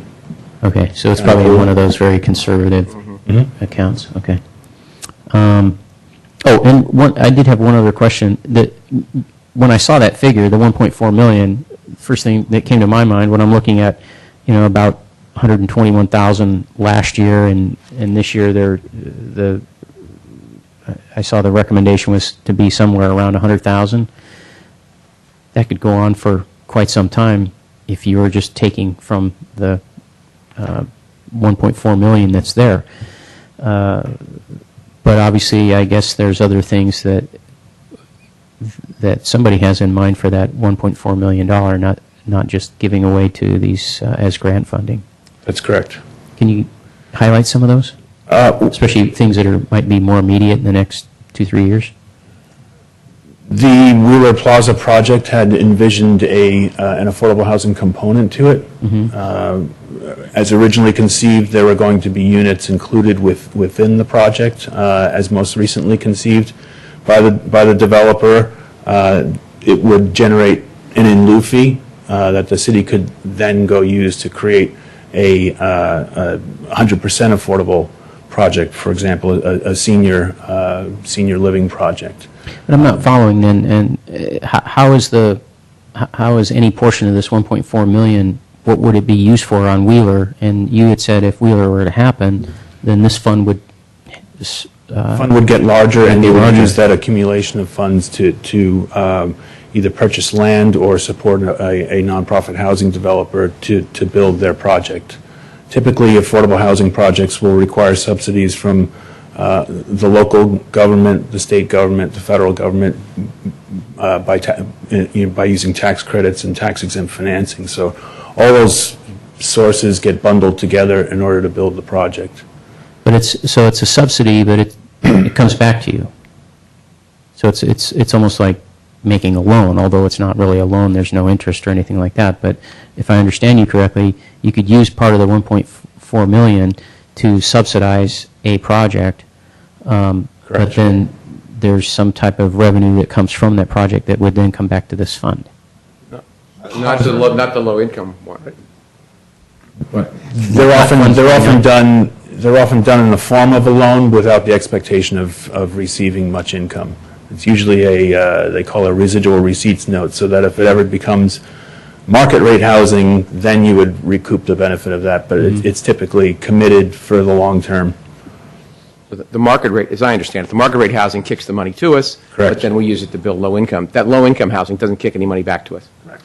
No, but I understand I'm that, sorry. Mr. Vasili, but what I'm saying is if you were to say you took 400,000 of this 1.4 million and used it to subsidize like Wheeler Plaza, for instance. Well, the low income housing The low- element of Wheeler That's right. Plaza. Yeah. But then the market rate housing pays into this fund. Right. So it comes back to you. Understand, but it's the market rate. Plus some. I just wanted to make sure Yeah. the market rate kicks it back. Right. Okay, so it does come back to you, like I said, over and above what was first paid out Could be. to subsidize, potentially. I think if I can just add, Yeah. through the mayor briefly, just so we're clear on the topic, it's almost the opposite of what you're saying in terms of coming back. It's really the money comes in from the market rate development with the expectation that it's all going to be spent on these types of projects or funding these types of organizations. And in the case of Wheeler, it will likely, if I'm not mistaken, and Al can jump up here and Mark can jump up here, exceed the amount to build the proposed Cherry Street development that we even receive from Wheeler in and of itself. So when Mr. Sawicki said in the beginning that there'd be an $11 million influx, that wouldn't mean that the ending fund balance of Fund 29 would be $11 million. A lot of that money would be spent as envisioned for the Cherry Street project. the transit village would have the effect of probably increasing the fund over what it is now, though, without any really potential envisioned use right now. Because on Transit Village, the developer would take care of that, but pay into this fund. That's correct. Okay, Mr. Collins, or excuse me, Mr. Collins is over here, Mr. Olbert's over there. Mr. Olbert, it looked like you were about to say something. Actually, Mr. Mayor, I was going to say something similar to what Mr. Maltby had said. Oh, okay, very good. All right, well, everybody knows better than I do, so I'm glad I'm squared away on that. All right, those are the only questions I had. Thank you. So, Mr. Grisilli, you said you had comments. You want to hear comments of others first? Sure. Do we have any public comment on this, by the way? I don't want to mess that one up again. Seeing none, we will discuss. Mr. Grisilli. Well, I'm just an idea. I mean, one of the I agree with the staff report except for one part of it. I'm not really sure why we need an ad hoc committee or another layer. In that, when it comes to us, at least in my mind, I'm going to be looking at, unless it's a culling process, I guess, if we got 25 or 30 applications, I guess that the ad hoc committee could cull it down to 7 or as many as we wanted to see. Mm-hmm. I personally, again, but I in my other life, I sit on a foundation that looks at 300. So 20 or 30 or whatever is not going to be any big thing for me. I'd rather look at them all because we're going to have to make the final decision. As the old line, the buck stops with us. Staff or the ad hoc committee might say ABC shouldn't get any money, and I'm thinking that's really one of the best ones we should get. I mean, just an opinion. It could be I agree 100% with them. So I'm not sure that we need that extra layer, but otherwise I support the staff report that it comes eventually to us and that we figure out some, and I think we should use the basis of our ordinance to be the, how can I say this, the way to make sure that everybody qualifies. So it's a level playing field, so that everybody puts in the same exact application, and they all have to qualify under certain rules and regulations, and then we get it from there. We give, Mr. Sawicki, we give to these 7. Do we get more applications than this? I'm sorry. I apologize. I guess it's a Get your question. exercise today, Mr. Sorry. Sawicki. I see we give to 7 here. Do we get more applications than this? We haven't asked for more Okay. applications. Do you think, in your opinion, do you think we would get a lot more? I don't think so. Personally, I think we might get 5 or 6 or 7 or 10 more, but I can't believe in the county that there'd be that many groups of Right. people that do housing.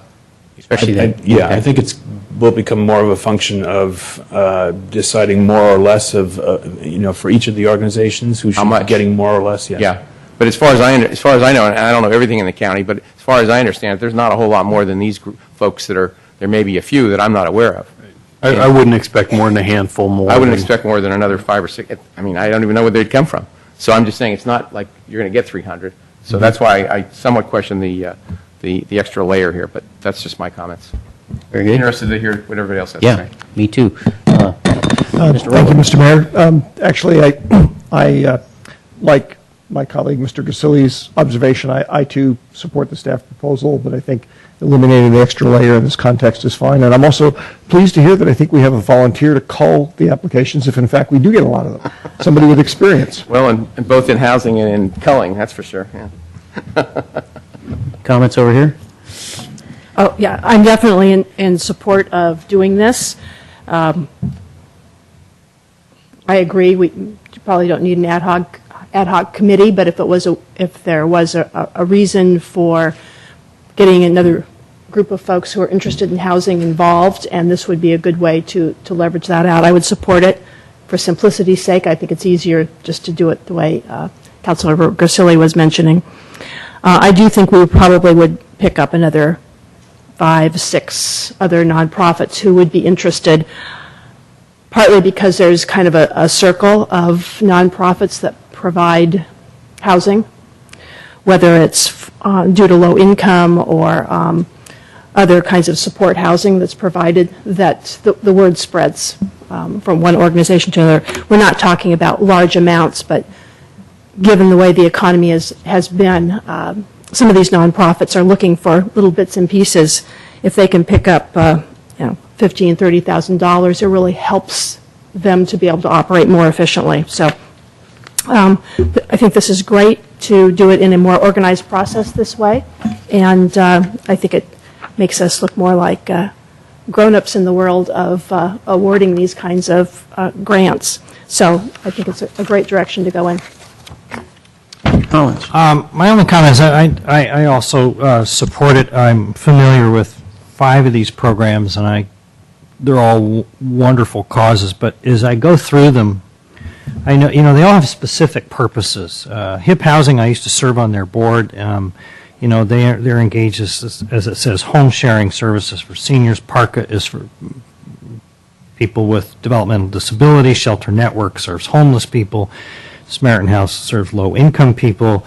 Christian Action Life serves people that need emergency aid.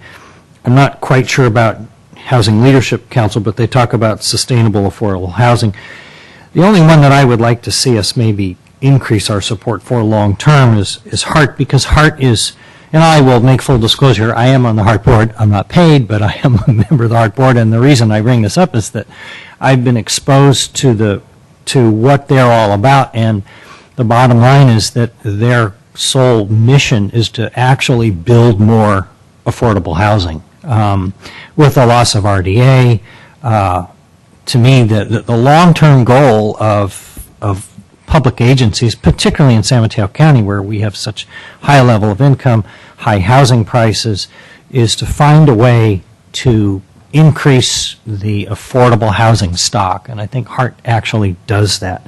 So in long term, if we could find a way to provide more support for that organization, I'd very much be in favor of that. Well, Mr. Collins, you'll have plenty of opportunity when we do this next time to sell all the ones that you like, and I will too. Okay. But you did get the first blow, and that's very good. Shot there. There's one organization I can think of. I can't think of the name, but it's the one that former President Carter created. Certainly. Habitat. Yeah, exactly. And I know when I was down in Louisiana, or excuse me, Mississippi, rebuilding after the storm, they were a part of that program. So they've done work in this county. Yeah, and they've done work in the county here too. So. So I'm gonna throw a little wrench in the works. I'm not going to push for this real hard, but actually, to Vice Mayor Grisilli's comment about what do we need an ad hoc for, I read this and I thought the same thing, because I thought, we're not going to be serving as an RDA board, so we'll have some extra time. We can do this. However, thinking of discussions I've had with Councilmember Clapper about engaging our other commissioners and communicating with them and so forth, the thing that came to my mind is if we did do an ad hoc and allow them to take a look at this before it comes to us, keeping in mind that if there were 12 applicants, I would expect to see in our staff report 12 applicants, even if an ad hoc recommended 5, and this is how they wanted to see them funded.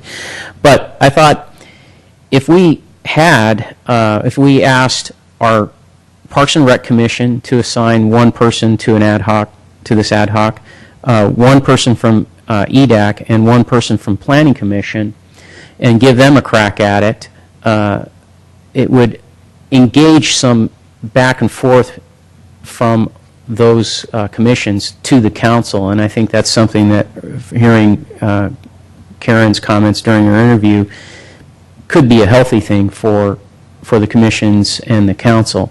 I know it would add an extra layer, but I would just throw it out there as an idea.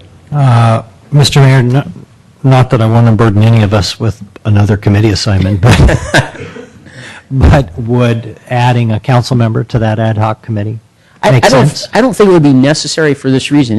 Like I said, let's say there were 12 applicants, and the ad hoc recommended 5, and they had funding on it. Just like something that gets brought to us from a Planning Commission or Parks and Rec or whatever, we would eventually get the whole packet, and so we would be able to then make a decision on the recommendations one way or the other. But like I say, the reason I thought of that is it does give an opportunity for us to have some back and forth with our commissions. Yeah, well, through the chair, the problem I have with this here is my background is housing, and also giving away money. Right. Ergo, You're comfortable. I'm prejudiced. You're not going to be here all the whole time. I know, but I'm prejudiced in this situation. I fully admit I'm prejudiced. Yeah. That I really believe that if we're only going to have 12, and I believe I'd be shocked if we had more than that, I think we should be, we're the ones that are going to have to decide where the money is. Like you said, we're going to get all 12. Maybe they'll recommend 3 or 2 or 1. I don't know. I just think that it's, and I certainly appreciate your comment about getting people engaged, but I'm not sure that folks from that area, all those areas, need to be engaged in the housing area. But that's just me, and like I said, I just think and maybe this is an evolving thing. If we don't have an ad hoc committee and we look at it and we say, maybe it would have been better if somebody did, I don't know. I just can't support that one on this one. For ease of, because there's not going to be, in my opinion, that many. Yeah. If there were going to be lots and lots and lots, I can understand that. We don't have time to go through 50. But there is, in my opinion, I'd be shocked if there were more than a half a dozen more. I don't know that anybody in this room can come up with, except for what you said, Habitat for Humanity, any other names. And maybe there are 1 or 2. I think Project 90, the Service League, I think there's a variety of them that would. You could make a case for that, again, but I'm just saying, so. But I agree. The list would probably only be 12. So we've got 10 now. Do I hear 11? That's all I was getting at. And so I'm just saying, I don't think there's going to be a lot of them. I would be interested in hearing staff respond to the discussion that we've been having, and if you have any thoughts about the ad hoc committee piece, and what your thoughts perhaps were when putting together this report as to how many you saw being on this ad hoc committee. Is this a group of, is this like the board for the vector control, 20 people, or? No. We were hoping. I was envisioning a small committee. We actually had an ad hoc committee that worked on the housing element and the rewrite of the BMR ordinance. And I was thinking of those. There are I know members of the community that are very passionate about affordable housing, and they might be a good fit, as well as EDAC, because they have a tangential role in supporting housing in the community. But what I was envisioning is having a different voice other than staff in the process before it comes to you, so that you've got a broader recommendation than just a staff recommendation. And the other part of it would be having the opportunity to interview any of the applicants, to have them make a presentation, and rather than have them all make a presentation to you, we could narrow that field, and you could have a presentation from a selected group if that's the way the recommendation went. Thank you. Yes, sir. I think this is actually an interesting, there's a couple of topics being discussed here. I think the idea of, I didn't think that switch actually worked. Oh, it does. Oh, okay. Here I thought my voice was just going. I think that there's definitely value in talking about how we can engage more with community members who have subject matter expertise or interest in an area. In this particular case, ultimately, because it's going to be a disbursement of funds from the city. For example, what Mr. Zwicky was just saying, I actually, in that kind of situation, would prefer to have the presentations made to me, so that I could see the person, ask questions and whatnot. Not that I don't think anybody else could do an equally good job of asking questions and making assessments, but at the end of the day, it's my responsibility, just like it is for the rest of you up here, to make those determinations, and to do that, we need the information. So in this particular instance, I would actually prefer that we act more as, I think the term is, a committee of the whole, and have these things brought to us. One suggestion I have, though, is we have been making various observations up here that we're scratching our heads about, thinking of other organizations who might be able to provide support for our community and be the beneficiaries of grants that we would hand out. Maybe there's a role to engage community members who may have expertise in this area to go out and find other people, other organizations, and encourage them to think about applying. I'm not saying that there are any more. I suspect the analysis we just went through up here is probably correct. But that's an area where I think we could leverage expertise out in the community. And if there are new organizations that ought to put in an application, let's put the feelers out and let it happen. Okay. Any other comments? Although our conversation did drift into that little favorite area of mine about including the community, I think the proposal included having an ad hoc committee, so I don't feel like this is adding another layer to what staff has presented.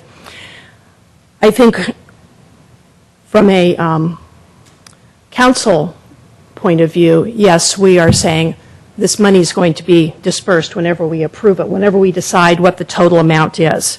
So let's say we approve it's going to be $121,000. In my mind, that would be somewhat similar to last year, or perhaps it was the year before, when it was approved to do the zoning ordinance update. And the council, I'm imagining, approved a certain amount of money to be spent on an outside consultant to help the planning department with doing the zoning update. Now, being on the planning commission at that point in time, I was part of the process of listening to the interviews of the folks who might possibly do the zoning update. There were 5 or 6 firms that submitted that. So I'm thinking, gee, if we want to talk to all the people who are asking for $1,000 or $5,000, but the council's not hearing the presentations from people who are getting tens and hundreds of thousands of dollars, it sounds like it's a little bass-ackwards here. So I'm not sure what our intent is on hearing from each of these individual groups. We need to make the decision, but I don't know that we need to be listening to each of their presentations. Now, not if there's 12 of them. We might want to hear the top 2 or 3 presentations. So Yes, I'm in support of the way it's presented here. I like the idea that Councilmember Grasili mentioned of maybe we try something, and if it doesn't work quite right, we can adjust it. I would suggest going with the staff report the way it's presented, and if having an ad hoc committee seems cumbersome, we can let it go. It's not going to be in the code. It's something that we're going to try as a process. So one of the things I hear in your discussion of it is that something like this could be brought to council first for a gross amount of money. That how much are we going to grant this year, regardless of how many applicants there are, and we may limit it to 100,000, and then Mr. Zawicki takes that allowance of 100,000, puts an whatever you call it, RFP out for it. We get 15 applicants, an ad hoc looks at it, narrows it down to 5, brings that to us, and we would have all 15, but we could say, okay, this looks good, or we want to include this other. Staff may be able to provide us with more detail, but from my familiarity with NOFAs, when they're issued by, whether it's for CDBG funding or whatever it's for, they will generally say, here's the pool of money that's available. And they might specify a minimum and or maximum amounts that can be given to different organizations and be very clear on what the scope is of what that money can be used and what time period the money needs to be used in. So a lot of those things are determined in advance because that's part of the criteria you're going to use to make your selection is how well did these applicants describe what they're going to do with the money that fits how you want the money to be used. So it's not just kind of, oh, tell me what wonderful things you can do, nonprofit, but very specifically, here's the things the city wants to see accomplished. And, for example, some nonprofits, and I'm sure this is the case of Shelter Network, that they are providing facilities not in the city of San Carlos, but in other locations. But those facilities are available should people from the city of San Carlos need some assistance for a short or long period of time. Whereas some of these other organizations do actually have facilities here in San Carlos. Very good. That's something I thought of actually myself is what Ms. Clapper was saying about in advance perhaps having some criteria. Myself, when I look through these lists, I like the ones, and this is just my own personal thing, I like the ones that actually serve people straight away as opposed to, and no disrespect to your comments about HART, but HART is more of a planning organization and, getting the drawings done and so forth. I tend to like the ones like PARCA where you're really helping somebody. You're putting, help in their hands right away. But I suppose that could be a, another whole nother discussion if, And for now. I'll note that the sample that Mr. Sawicki included in the staff report does, in only 2 pages, do a really good job of serving as an example. This one on the second page says funding availability up to $100,000 is expected to be available for fiscal year 2012-13 under this NOFA. And so it gives that kind of information, and on the front page it lists, here's permissible uses. So just depends on if the council feels that they want to. And through the chair, of course, throw another wild card in, and maybe it's too wild a card. I don't necessarily want to see staff recommend money to us. This is what they have done in the past, but as far as I'm concerned, people can ask for whatever they want. We have $100,000 to give away. We decide how much money's going to anybody. So I mean, nothing against staff, but just they don't even have to recommend. We'll just decide we'll give 10,000 to these people, 5,000 to these. We might give 5,000 to 20 places, or we might give 30,000 to one place. And I'm just saying. So there, I don't necessarily. But again, my opinion, I don't necessarily need a recommendation of how much supposedly they should get. According to this, it looks like that the 3 top ones, supposedly, in staff's opinion, do certain work. They should get some, basically more funds. Whether that, is the same that all 5 of us agree on, that's another story. I tend to agree also with the mayor, though, that, and again, nothing against Councilmember Collins, I like the direct ones where it's going right in and day-to-day stuff. But again, that's another discussion another day.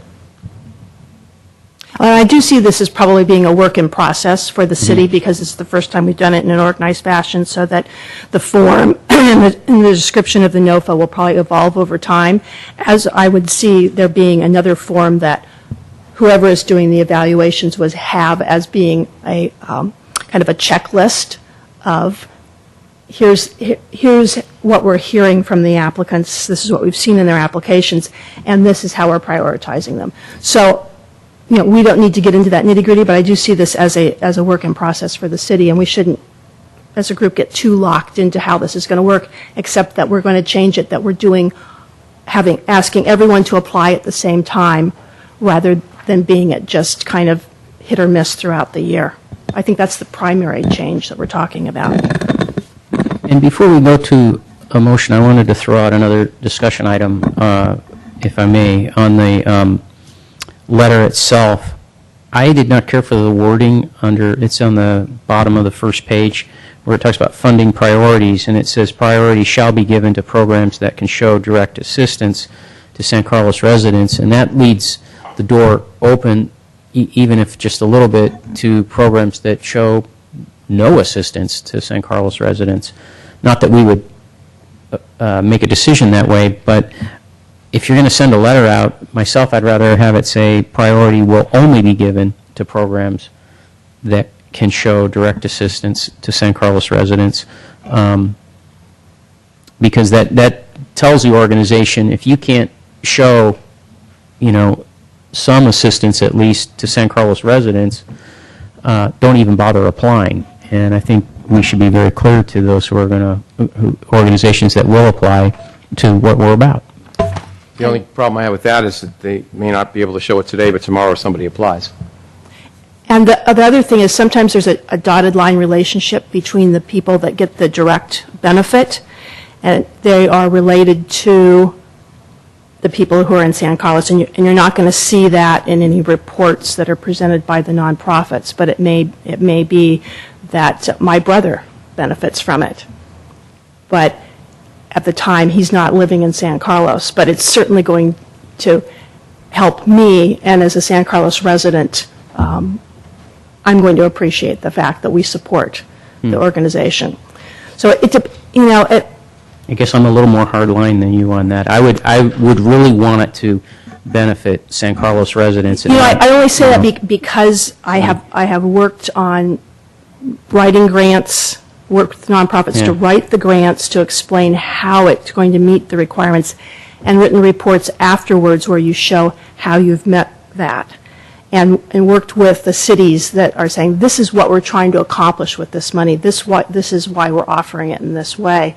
And there's a very strong recognition of the fact that while direct benefit is great, it's not necessarily the most powerful benefit. It's not the only powerful benefit. It's part of the piece of what we collectively do in the community. So because our boundaries, you can't really distinguish between one city or another in this area. And all I can share with you is my experience of having worked with the nonprofits in the housing area. Mr. Mayor, I'd like to make a motion. Okay, fire away. I'd like to move that we adopt staff's recommendation with the amendment that the council will be acting as a committee of the whole on reviewing applications. Is there a second? Second. Any other discussion? Any competing motions? No? Okay. Good discussion. We'll have a vote. Councilmember Clapper? Yes. Councilmember Collins? Yes. Councilmember Grisilli? Yes. Councilmember Olbert? Yes. Mayor Grocott? Yes. Mr. Mayor? Just as a agenda-setting item for future discussion related to this topic, but not the actual awarding of grants, one of the things I learned in my review before the meeting was that we have I guess I would describe it as an obligation to provide 600 additional housing units, I think 25% of them, which are supposed to be 59% of them are supposed to be affordable in the 2009 to 2014 period. And what's interesting is the Transit Village and Wheeler Plaza might get us to that level, at least in terms of total number of units. The affordable aspect of it is something different. And I just would love to have the staff report at some point in the future about where we stand on that, what, if anything, we're doing about it, what we think we should do about it. I mean, the whole topic area is kind of up in the air a little bit because of the dissolution of the RDA and the cutoff of the funding sources and whatnot. You're speaking of the RENA numbers that come down from ABAG, is that what you're referring to? I suspect that they probably are, yeah. Yeah. Sure. I think we can get an update on that. Mr. Russell, do you have any comment on that, given that you're on ABAG? Well, plus CCAG, City County Association of Governments, is, as we did last time when the state and ABAG came down with their numbers, we're working with, within the county, all the cities are working together to see if we can do swaps or whatever, so that each city hopefully can meet the numbers that they have. That's what happened last time. So it's sort of like a sub-RENA, and we were the first ones in the state of California to do that. And now we're being copied by other counties because if you can work with people, in our county, a lot of people do work together, so that's why we're able to do it. And so I think a lot of those numbers are in flux. We haven't got the final numbers yet, even from ABAG or the others, despite the fact of certain things come out. So I think we're already working toward reasonable numbers, and then I think the discussion might, as soon as we get some sort of a hard number, we can talk about it. All right, very good. Didn't want to discuss it too much because it's not really on our agenda, but it was brought up. Okay, now we are on item 9C, and this is recommending that the council review options for establishing a new fee schedule for block parties. I think this is in response to Mr. Olbert's comment and request for this. Good evening, Mr. Mayor, members of the City Council. As you, it's Doug Long, Parks and Recreation Director. As you may recall, at the May 29th council meeting, the City Council adopted a cost of service schedule, which included the fees for block parties. The proposed fees at the time were $162 for new permits and $145 for repeat permits. The City Council directed staff to develop some alternative fees to consider, and in the staff report you'll see that there was a survey of neighboring cities to determine what they were currently charging. The net revenue from our programs that we, for the block parties that we have on an annual basis, we average about 8. We had 9 last year.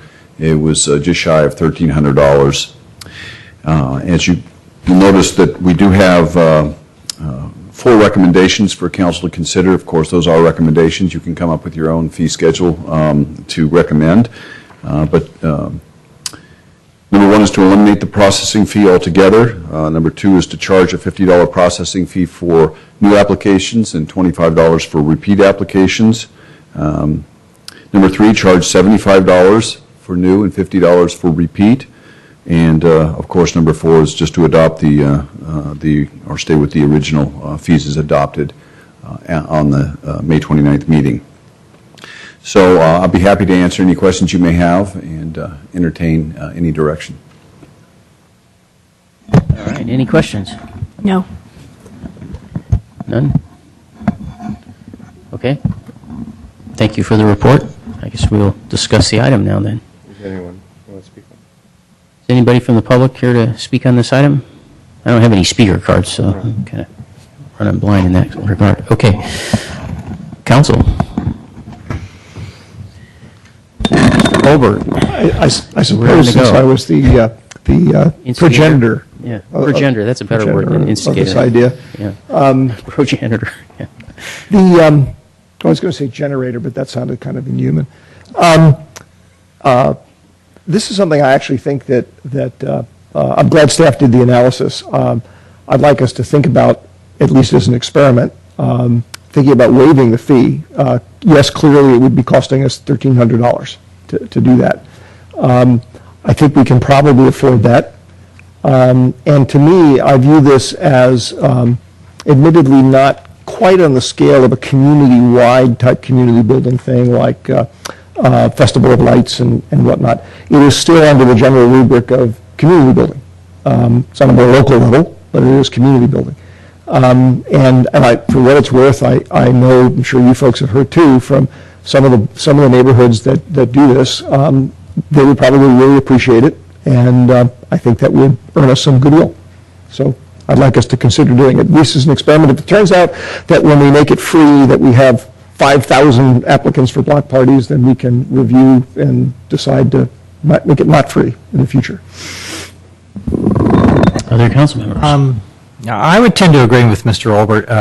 And to follow on your comment, I think that if, what do we have, 6 other cities where there is no application fee. I think if they were having problems, they probably would have instituted a fee by now. So I don't have any problem with eliminating the fee. I agree. I think it's a great community building gesture. My neighborhood in White Oaks, there's one street, Sunnydale, that has a block party every year on 4th of July. I think it dissipated in the last couple of years because Rapid City stopped their fireworks. And so, but I understand they're going to start them again. So I'd be very much in favor of eliminating the fee. I think it's when people have block parties, people from neighboring blocks wander over. You really get to know a lot of people, and it is. I think that it's one of those things that it just creates intangible benefits that you can't measure. I just think it'd be a great thing to do. Any others? Just to concur, I think we should make it 0. There's enough other costs that they have to have with insurance and barricades and things that those should remain and hopefully will remain, but the fee per se, I appreciate Mr. Long giving us the number. I had no idea how much it was, and it certainly to me seems extremely nominal. So I think we can afford $1,271. So I had one question for council to consider. When you look at this chart, it does say free, but there are asterisks. Oh, yeah, there are other costs. And I was noticing particularly the one that requires a refundable deposit in Sunnyvale because the city provides the barricades and then comes around and picks them up. I feel a little differently than the rest of the council, but not hugely. I do like the idea of it being free, but I also like the idea of there being some kind of deposit that, as long as because I would think our city would provide the barricades they have in the past, and as long as those barricades aren't broken and they're put in a place where they can be easily collected by staff and so forth. I apologize. We don't, according to the staff report, they're rented from a vendor. Oh, okay. They rent them from a vendor. All right. So that's why I think that's an outside. All right. Yeah. I didn't catch that part. So. And Mr. Mayor, if I could just add, the one proviso that I would certainly want to see would be that the applicants are responsible for providing the insurance. I realize that San Mateo doesn't require any insurance, but I think that's an important thing. they should provide it. Yeah. Okay. So I think we're looking for a motion. Mr. Mayor, I'm sorry. I didn't look over here to my left. I'm just listening to all of your different conditions that you were setting up, that there be insurance. Do they have to confirm with the city, provide proof of insurance? Yeah, when they bring in their applicant. Okay.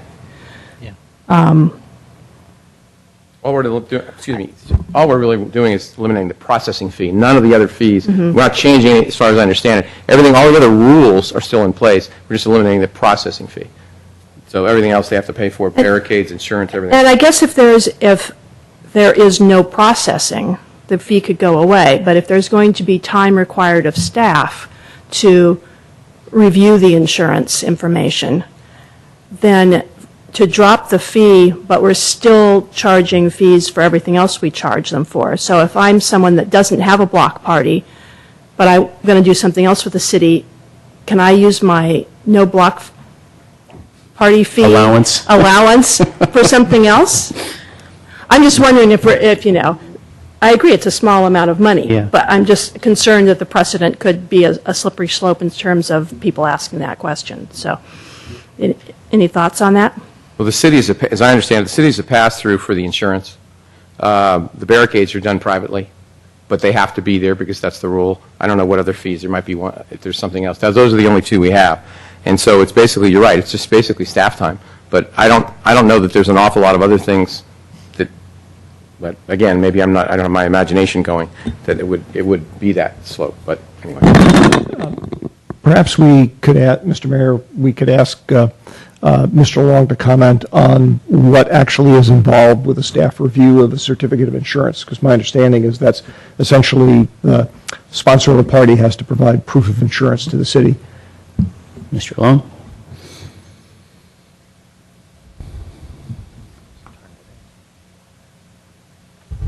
Yes, there's certain levels of insurance that are required for this particular event.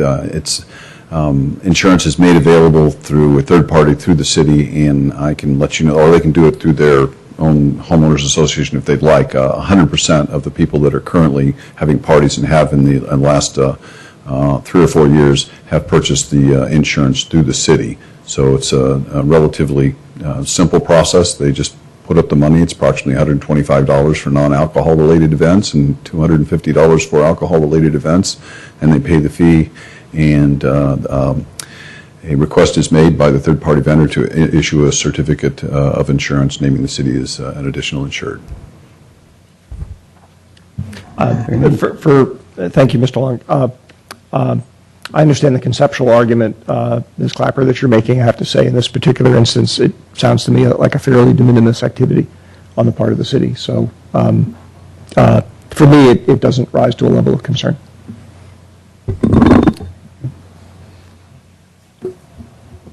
Motion? We can always revisit in the future. We can, yeah. Okay, I make a motion that we eliminate the processing fee for block parties and direct staff to implement whatever needs to be done to make that happen. Second. All right, roll call. Councilmember Clapper? Yes? Councilmember Collins? Yes. Councilmember Grisilli? Yes. Councilmember Olbert? Yes. Mayor Grocott? Yes. All right. Next one is authorizing the city manager to expend up to $400,000 for additional personnel to staff the San Carlos Fire Department from January 30th to June 30th, 2012. Mr. Mayor, members of the council, good evening. Stan Maupin, your deputy fire chief. As council will recall, on July 7th of 2011, the city entered into an agreement with the city of Redwood City for the provision of fire department management services as the department was established on October 1st of 2011. Due to the establishment of the new fire department in a relatively short period of time, the roster for the fire department had less than 50% fully qualified personnel to be able to staff the fire department. Redwood City at that time started supplementing the staffing with firefighter paramedics to cover the staffing vacancies.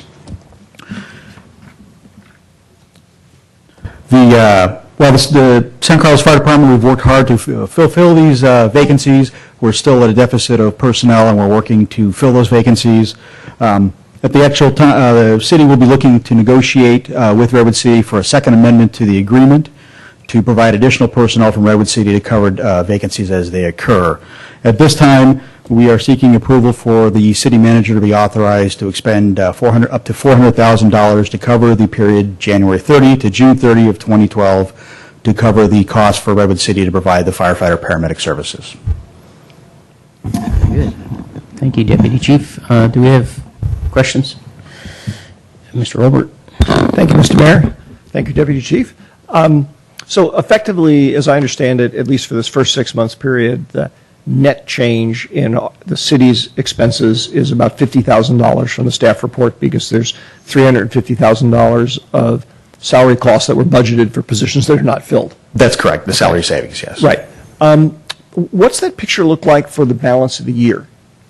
For the balance of the calendar year? Yes, the balance of the calendar year, excuse me. At this time, we're looking at 7 vacancies right now. We went up by 2 this morning.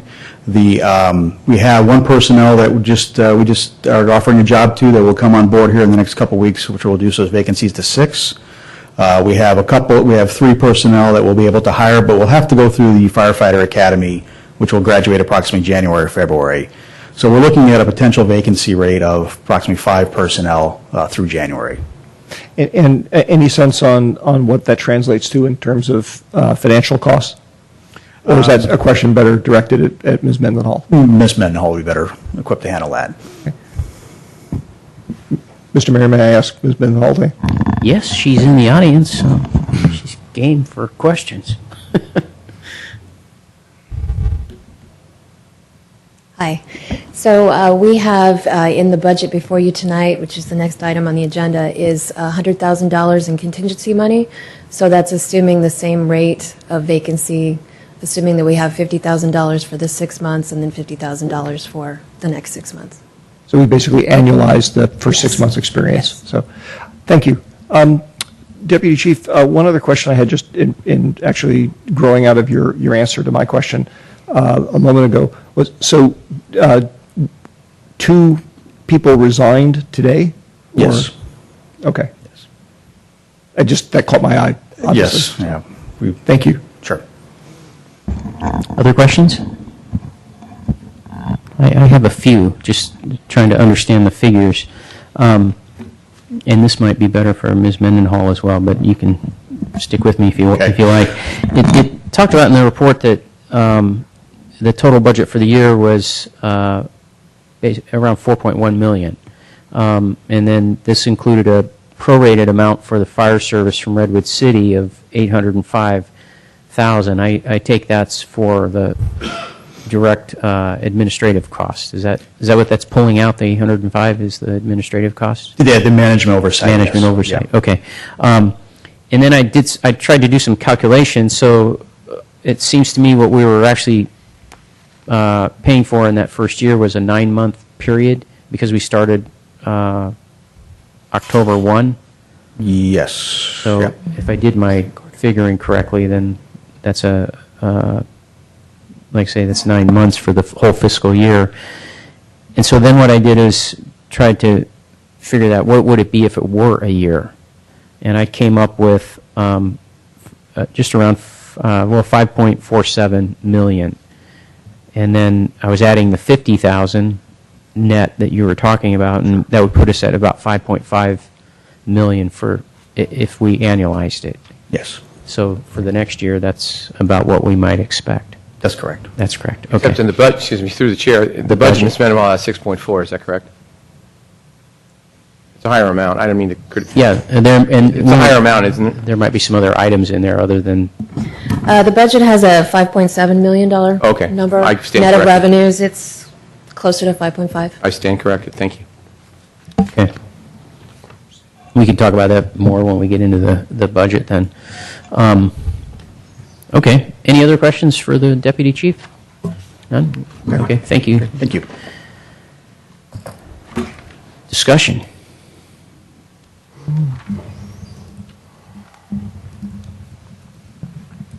I myself, I would like to throw another item in with this item. Not that we can discuss it deeply because it's not agendized, but this to me indicates something that we're struggling with this department. And I'm wondering if, while we can go ahead and pump in another $400,000 for what, by the way, is, just so everybody takes note, what we're looking at really is an estimate, because we're covering a time period that's already happened for the most part. But of course, they don't have the final figures, and they have to audit all this and look at it. That's why they're asking for around about $400,000, or an allowance for $400,000. It could come in a little less. Maybe it might come in a little more. But we can fix this tonight with the money, but I don't think we've fixed the problem. And I think it might be advisable to us through a little bit of discussion here to look at putting together an ad hoc of this council or something to address this issue and look at whether or not there might be some other kind of fix besides just continuing to spend additional monies and dealing with the department as it exists. Mr. Mayor, if I may, Yes. thank you. I agree very much that this is an issue that concerns me, and I'm sure concerns all of my colleagues. I would very much like to see staff spending some time on it to come up with some proposals for a longer-term solution, as opposed, or consider whether we need to make some adjustments, accelerating consolidation or what have you. So I support all of that. Frankly, again, this is, in a bigger picture way, it reminds me a little bit of the discussion we had about the allocation of the affordable housing money. I personally, I would either love to sit on such an ad hoc committee, or I would like the council once again to act as a committee of the whole and have staff come back to us and report to all of us and have a discussion. Because I think it's a pretty significant topic, and I imagine, just like I would like to be involved in all of it, I suspect everybody else up here would probably like to be involved in all of it too. So I very much support your call for spending some serious time and effort working on this, but I'd love to see it, involve the whole council.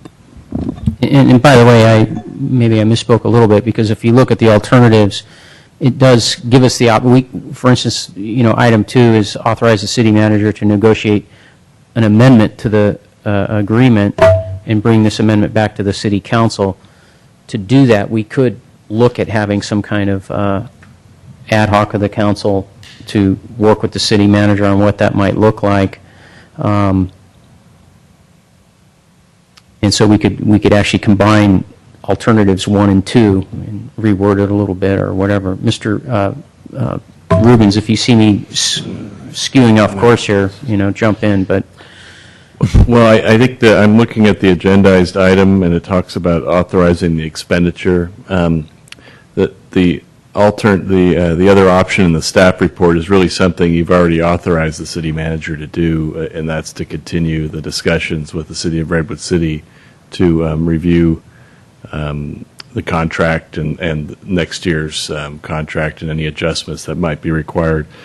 I think it's okay to discuss the concept of an ad hoc committee or a subcommittee of the council, but you really haven't agendized that portion of it tonight. That's certainly something that could come forward to have the appointments of an ad hoc committee. Usually it is. Through the chair, I would recommend that we just... Well, the city manager has pointed something to me that I wasn't focusing on, and that's that there are some ad hoc committee assignments, and I don't know, that's item F of this. Right, that's coming up later. Coming up later.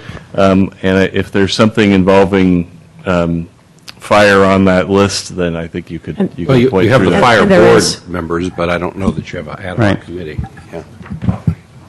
Anyway, through the chair, I think it's an interesting discussion, but as with Mr. Rubin's comments, I think we ought to stick to, maybe we can fold it into 9F, or wherever we are here, 9F as opposed to this later. one. So. Okay. All right, well, let's pick it up again when we get to 9F then. On the resolution, anybody want to make a motion?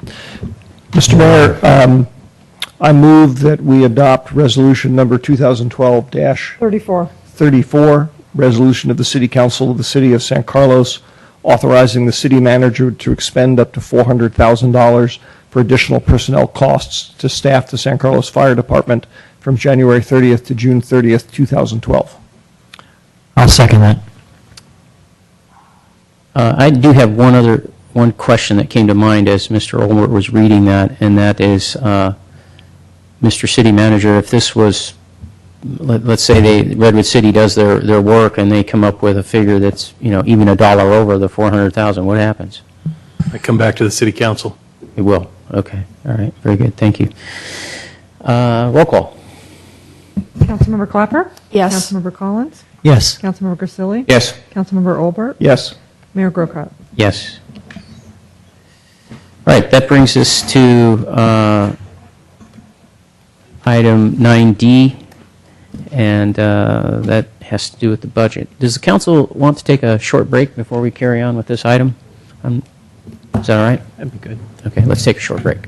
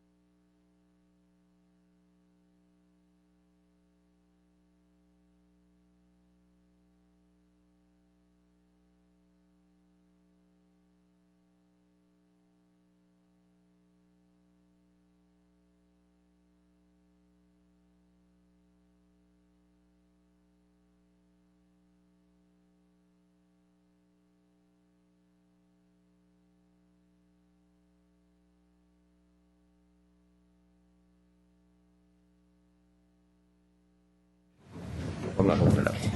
No, it's fine. Very good. Mr. City Manager. All right. Would you like to reintroduce the item?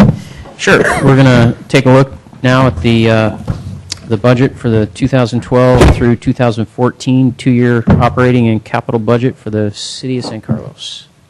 Thank you, Mr. Mayor and members of the City Council. I'm Jeff Maltby, the City Manager here in San Carlos. I'm pleased to be presenting you with my budget recommendation to the City Council for a two-year operating budget and five-year capital budget this evening. This recommendation is based on discussions that staff had with the City Council back in April and May at our two study sessions, one on the operating budget, one on the capital budget. Council was able to provide staff with feedback, both general and specific, on certain items in relationship to balancing the budget, both in terms of revenue and expenditure changes this year. The budget is a balanced one. I do believe it's a structurally sound budget, and that's not to say that there aren't continuing fiscal challenges in this city and many cities in the state of California's future.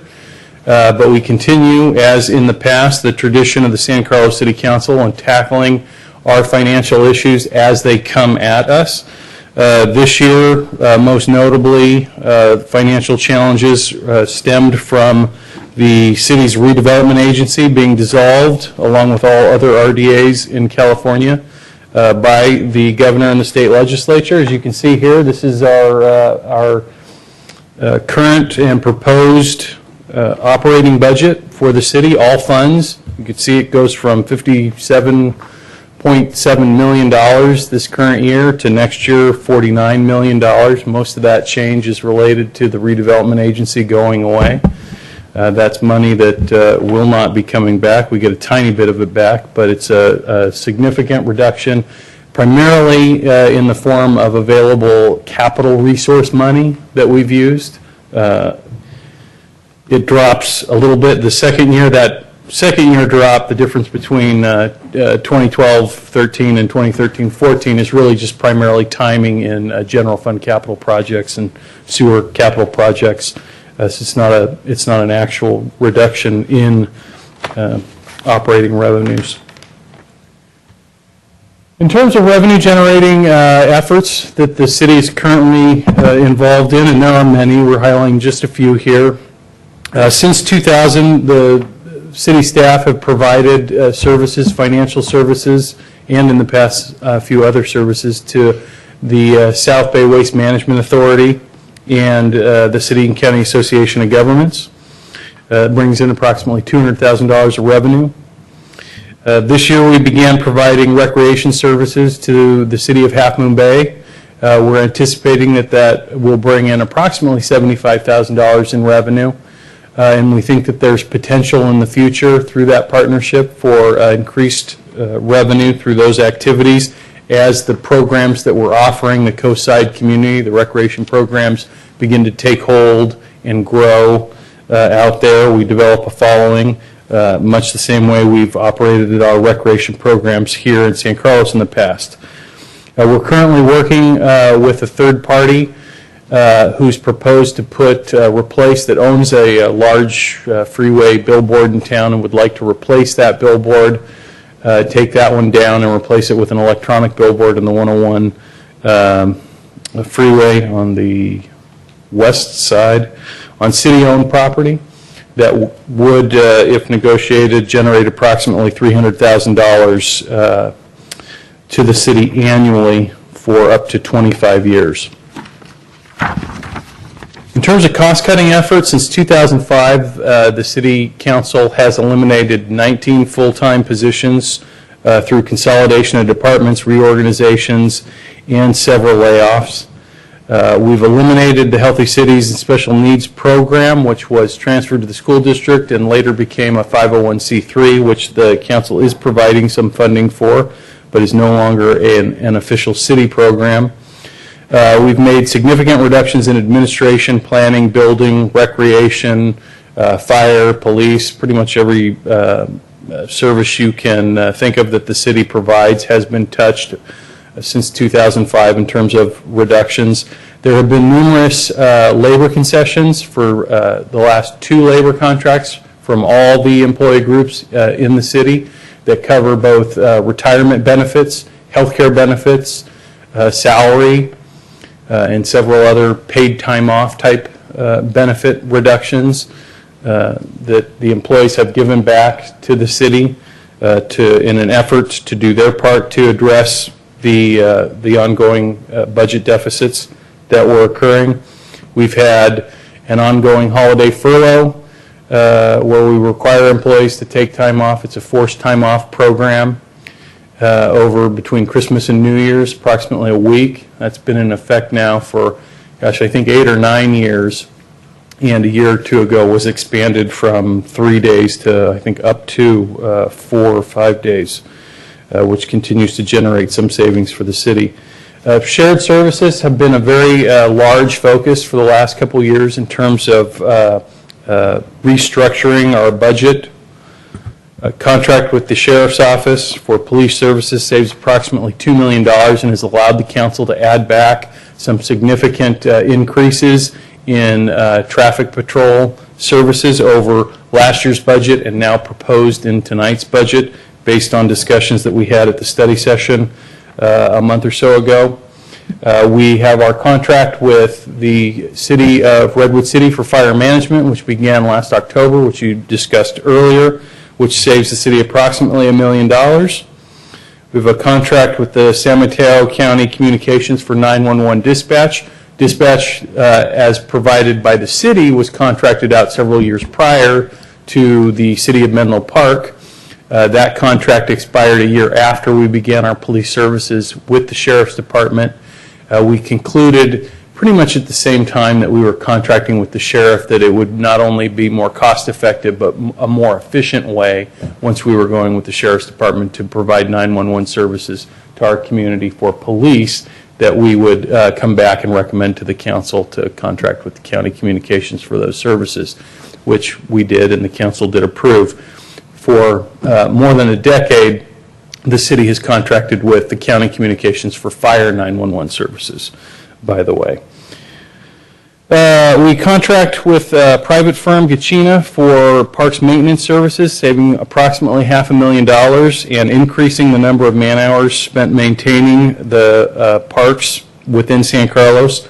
We have a contract with the City of Half Moon Bay, as I mentioned earlier, for recreation services, and several others, including a contract with San Mateo County for code enforcement services. So those are a few of the highlights that I wanted to bring to your attention. The budget process is a large one. It takes approximately 6 months that the staff is working on preparing the budget document. I'd like to take a quick opportunity to thank Ms. Rebecca Mendenhall, our Administrative Services Director, who bears the brunt of the burden on that process, and particularly this year, as she's yet to find a successor for herself as she was promoted last year into this position, has sort of worn 2 hats throughout this process, and the finance staff, who does a remarkable job in pulling together lots of information in a short period of time that we then quickly change and ask them to redo. As we go through many of the different iterations of the budget process at the staff level, and then begin to involve the community and the city council in the process as it evolves up to tonight's meeting, where we recommend adoption for the council.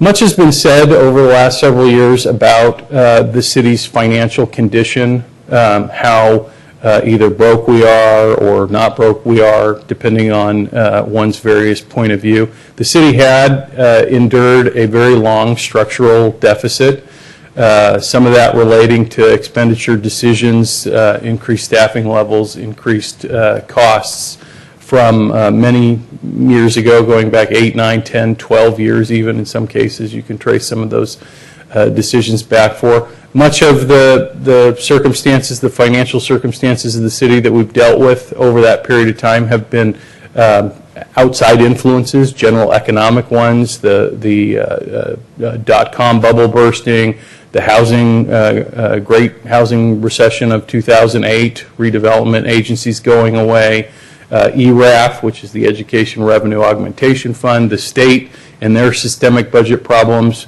being passed on to local governments, robbing Peter to pay Paul, if you will.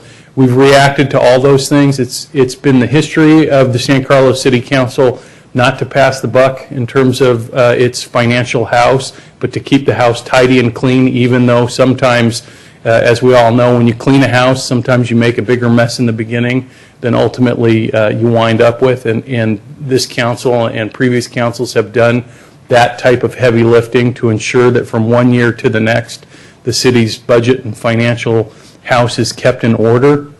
We have many challenges, I think, in this community in terms of finding ways to provide the type of revenue we need to fund the type of programs, services, and facilities that we often, as community leaders, hear from the public here in San Carlos that they would like and expect, and those challenges will continue and be the work of this city council for the next year as we implement and bring the budget document to life.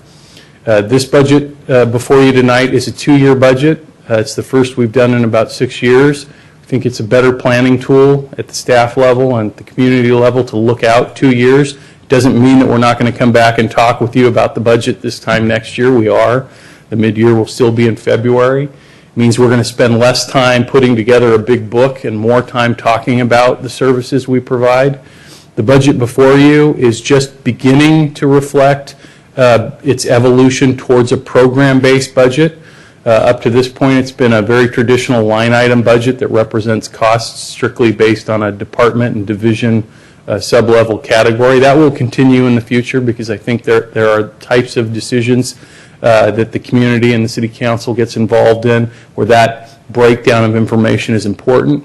But we're also going to begin to reflect the financial information based on the types of programs and services that we provide the community, because we think that that's equally important, and it's a very missing component to the story of San Carlos and how we provide government services to the public that we aren't able to share with them, share with the council as you go out, interact with people, and they ask you specific questions about this program or that service or this facility. Everybody interacts with the city government differently in this town. We're also beginning to build in performance measurement data, including the citizen survey that was conducted earlier this year that we presented to you at the last council meeting. All those and performance measurements that the staff is beginning to work on that will come back to the council, and the council will have and the community will have an opportunity to provide feedback in, will begin to be reflected in the budget document in the future, so that we have measures for the staff and the public and the council to determine how well we're doing as we implement this important document, and really try to make the budget book not something that we come together and talk about just a couple times a year, but something that we find ourselves pulling off the shelf and sharing with the community and using as a reference guide as we make the policy decisions that come back to the council at just about every meeting. So with that, I'll end my comments. I'll introduce Ms. Mendenhall to talk a little bit more in depth about some of the numbers and the specific changes to this year's budget based on prior council discussion at the study sessions. Thank you.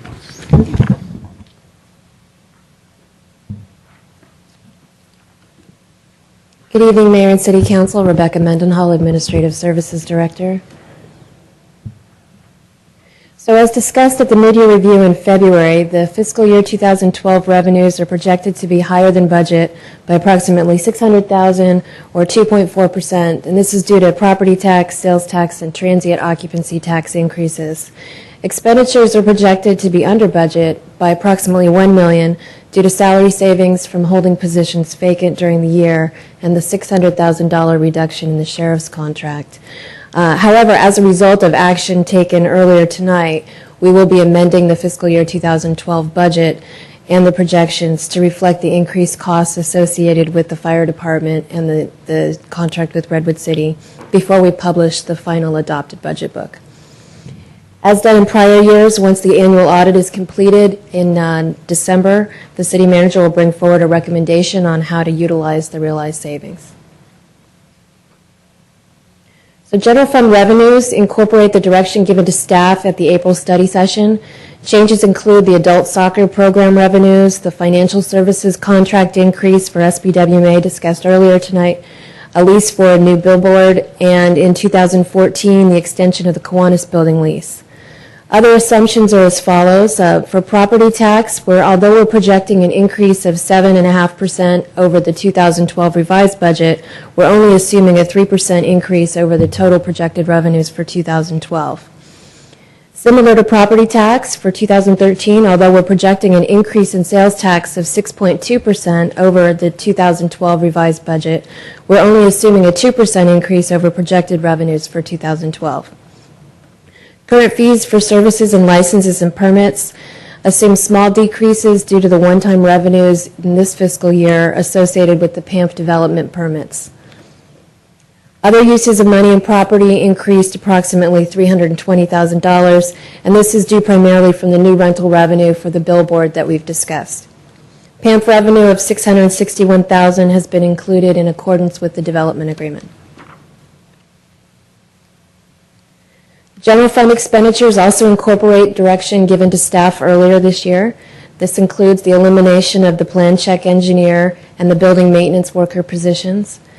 The economic development budget, including one full-time employee and professional services money to implement the economic development plan that was previously funded by the RDA but is now being funded as part of the Community Development Department in the general fund.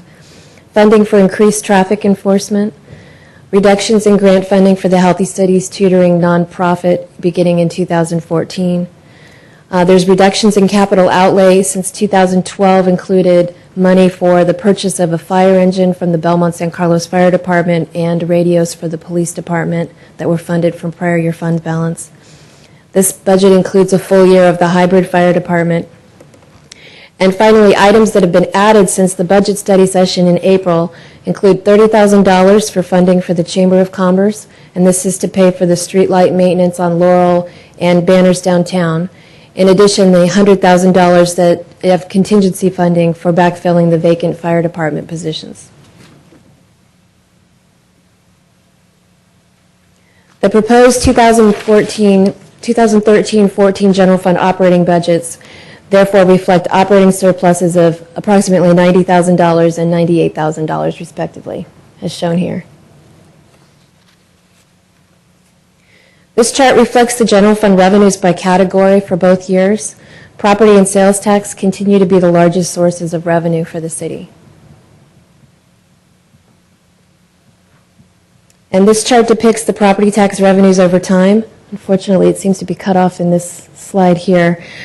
In 2013, based on information from our third-party consultants and our own analysis, we've projected revenues of $9.1 million and revenues of $9.4 million in 2014. And this chart shows that sales tax revenue has been fairly constant over the past few years despite the recession.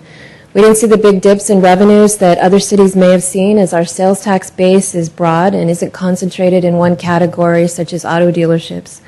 Based on information from our third-party consultants and, again, our own analysis, we're projecting increases in 2013 and 14.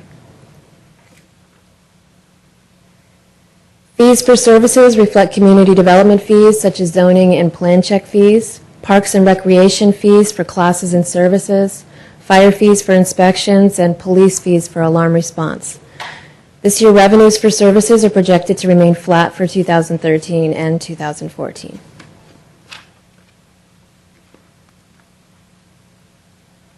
This slide shows our revenues from investments in rental properties. In fiscal year 2011, the city received $1.5 million related to the sale of property for the In-N-Out Burger site. And in 2013 and 2014 reflect the estimated revenue related to the billboard lease.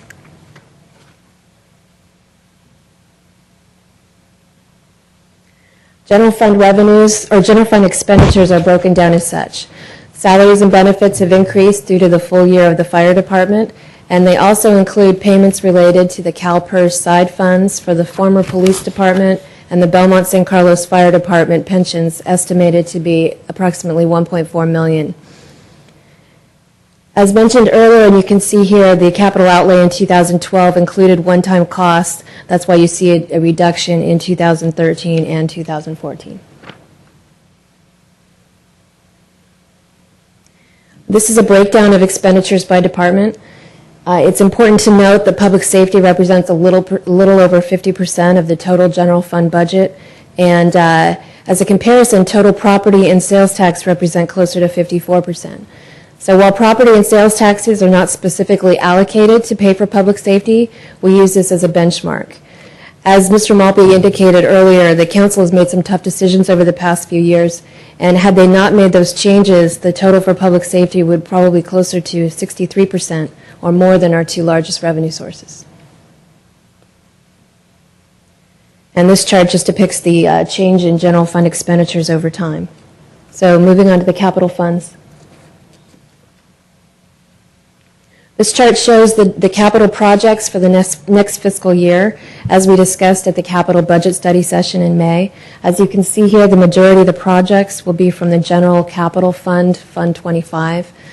Fund 25 now has a dedicated revenue source. We use the franchise fees from the transfer station, which is about $1.3 million annually, as well as any ERAF rebates that come in from the county, approximately $700,000 a year, go into this fund to help fund capital projects. 2 projects have been added to the CIP budget since the discussion in May. The first is the Branston Road Green Street project. This project will implement stormwater treatment to reduce pollutants and runoff into the bay. San Carlos has been awarded a $740,000 grant by the Bay Area Stormwater Management Agencies Association as part of the Clean Watersheds for a Clean Bay. The full cost of the project will be paid for by the grant. And the second project is the Industrial Road Undergrounding Project. This will move all of the overhead utilities along Industrial Road, fronting the PAMP site and to In-N-Out Burger underground. The total project costs are estimated to be about $500,000, with $450,000 directly paid for by the PAMP.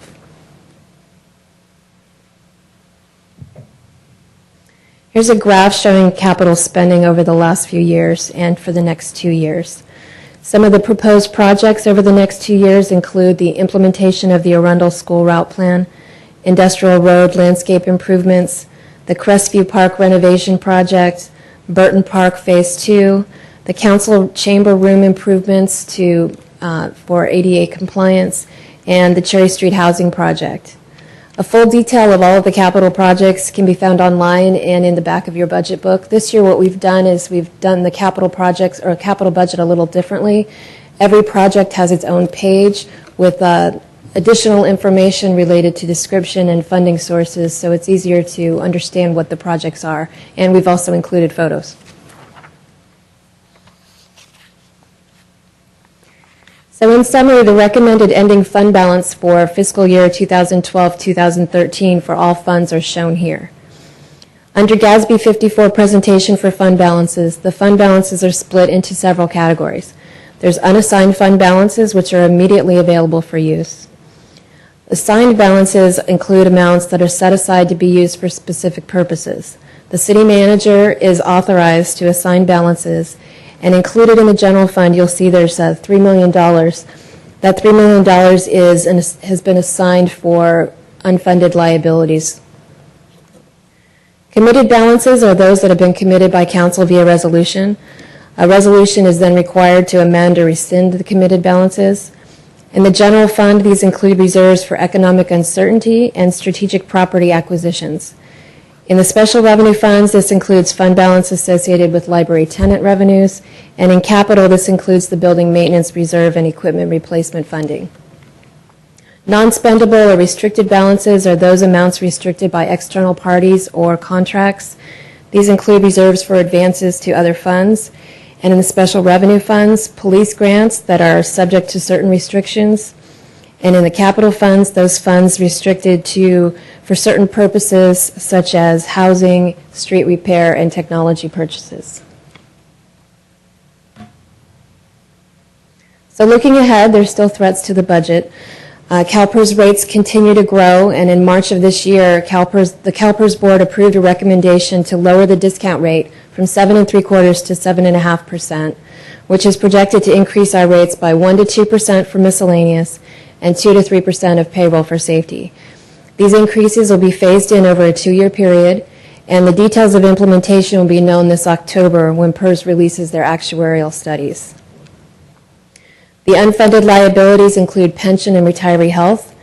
For pension, we're part of a statewide pool, and we currently fund the annual required obligation based on the rates set by CalPERS.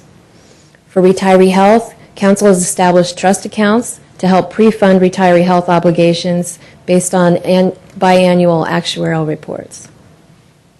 Following the dissolution of the Belmont-San Carlos JPA, the largest remaining obligations are those that relate to pension and retiree health. Unlike the city, there's no ongoing payroll to provide payments toward these obligations. However, the budget before you tonight includes the estimated annual side fund payment of approximately $840,000. Any additional future costs will be brought forward to council once they're known. Staff is actively working with Belmont and the finance director in Belmont, as well as a third-party actuary to determine what those costs might be. And other threats include increases in energy and healthcare and the state budget. Since 2005, the state has taken close to $25 million away from the city. Despite all of these threats, financial sustainability still remains a high priority, and city staff will continue to seek out ways to provide services as efficiently as possible. So I'd like to take a moment to thank all of the departments for their participation in the preparation of this document and the work programs. Everyone here has worked for a long time to try to prepare this document for you, and a special thank you to Yulia Rasulova and June Yuen and the rest of the Finance Division for their long hours putting this book together. I'm happy to answer any questions you have. Thank you. Council, questions? Should we start? Let's start with Mr. Olbert. Let's start with Mr. Olbert. Yes. Mr. Olbert, are you ready? Unfortunately, while there are several things I'd like to discuss, I actually spent about 3 hours with Brian and Rebecca over the last few days, so I'm sort of questioned out. You are? Okay. Sorry. No, that's fine. Okay. So we'll come back over here. We'll go to Mr. Collins. Just a couple questions. Boy, I got to start bringing my reading glasses. Me too. You're on. Thank you. See if it helps, maybe. I don't know if it does. Well, we'll find out. Oh, yes. Okay. So, the billboard. You've used the number 300,000. Is that a conservative number? I mean, do you think it'll be substantially more, or is that pretty much a fairly accurate target? I don't know who answers I that. can But speak to that one. It is meant to be a conservative number based on where we're at with our negotiations right now. I would anticipate that the actual number would be higher. Okay. And then the only other one you made a great presentation, but you were starting to lose me there at the end. But one thing you said caught me, and I just want to confirm. Did you say that the state has taken away $25 million? Did I hear that right? Yes. From the city in the last how many years? Since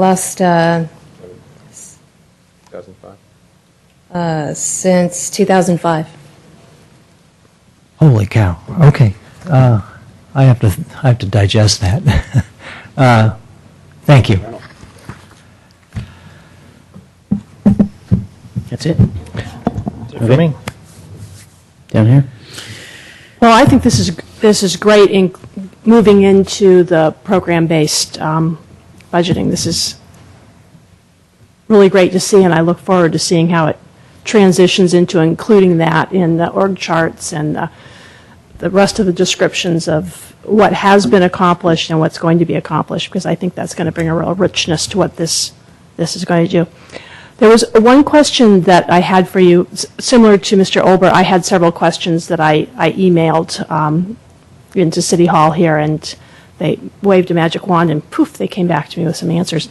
But there was one area that you weren't certain about, and that had to do with if there was anywhere that specifically stated that the increases in the personnel costs, the salaries and the benefits would be pending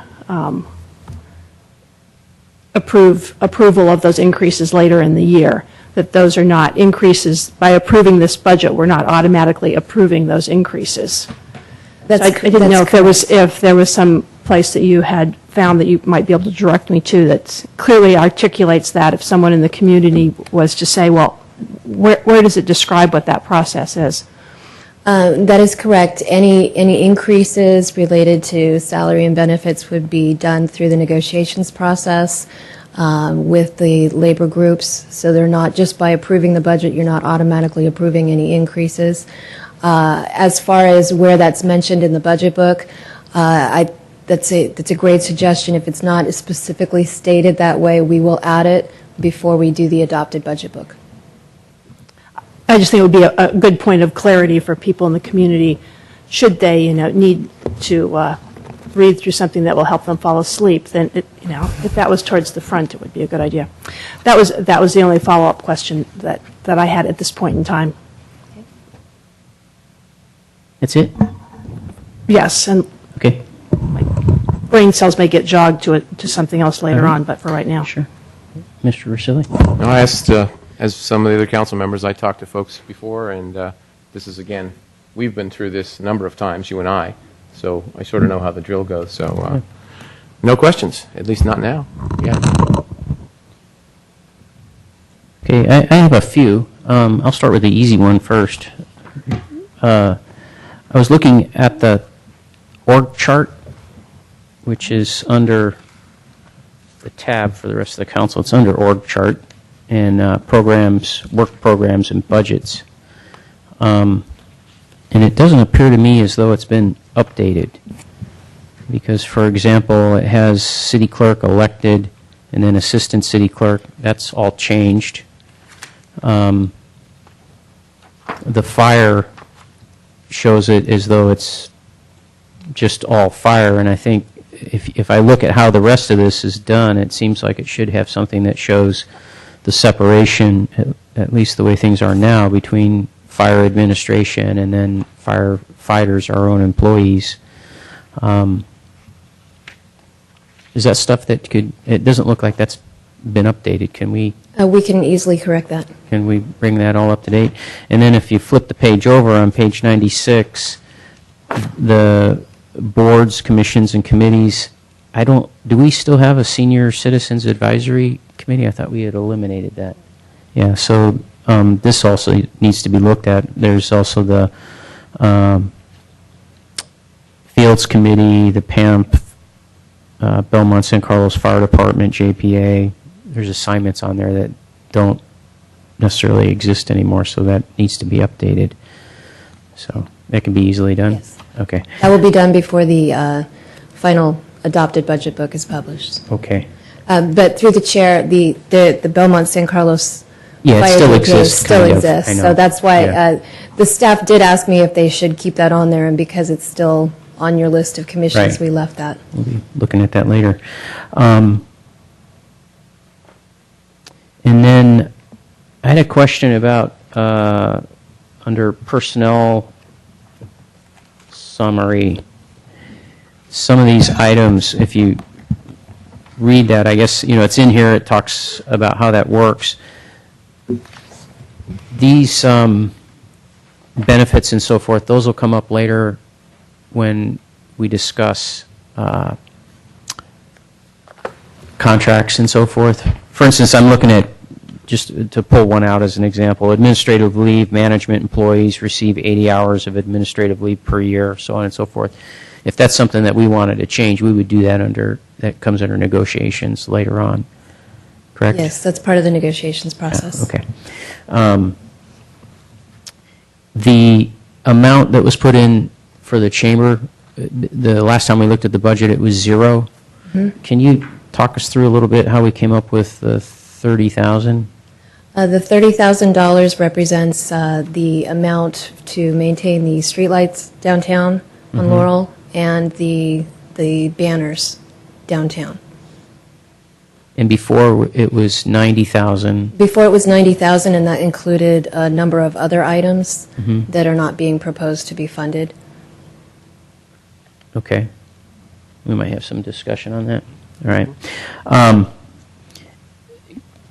relative to what Ms. Clapper had asked, so it seems that the budget assumes some type of raises for all our city employees, and so that's I guess I'm asking a question. I didn't realize that until 2 weeks ago when we had a meeting and something to that effect was brought up. So I guess I'll just ask it as a question: is how much in terms of percent or how much in terms of dollars is in this budget that's assumed for the next 2 years in salaries and benefits increases? I believe the total salary and benefits, including, PERS increases, medical estimates and things like that, I believe it's a 2.2 to 2.6% increase over last year. It does include an estimated increase in salaries, but any increase in salaries would have to be approved through a negotiations process through MOUs. Do you know how much that is or what the percentage is? It's dollar amount. Through the mayor, if I may. Yes. If you don't mind, I'd rather not put that number outside of closed session. But it's in the budget. It is in the budget, but it's not specified anywhere. There would be no way for anybody to actually glean what that amount is. You would essentially be broadcasting to the unions what's in the budget for that purpose, which in the past we have specifically not done. The council's not done outside of closed session. I'm going to go to another part of our booklet here, because I'm a little miffed by the whole idea that it's in there at all. Myself, I would rather see it that it's not in there, and we know what the budget is. Without those things, we would know what our margin is by, other numbers. And the reason I say that is because when I look at the next item, the adopting a resolution approving financial policies, I look at that and it says in those policies, let me find it here, sorry to flip around. If I'm understanding this correctly, under item E, so this is the next agenda item, expenditure and budget policies. Under item E, under number 3, we will assume personnel costs based on current memorandum of understanding in effect at the time. So why are we putting into a budget things that we haven't agreed to yet or discussed or whatever? Depending on where we are in a MOU contract cycle, some years we have contracts that are in place for the full fiscal year, and other years we have contracts that are expiring at different points in a fiscal year. And because a budget is nothing more than a planning tool, if we didn't try to anticipate and plan and project what those costs might actually be, we would be, because salaries and benefits are such a large portion of the city's expenditure budget, we would be potentially missing an enormous hole in our planning. Now again, it's just a plan. The fact that it's there does not mean that the council can't pull it back.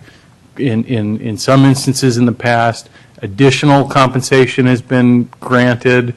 In other instances, less compensation was granted in contracts.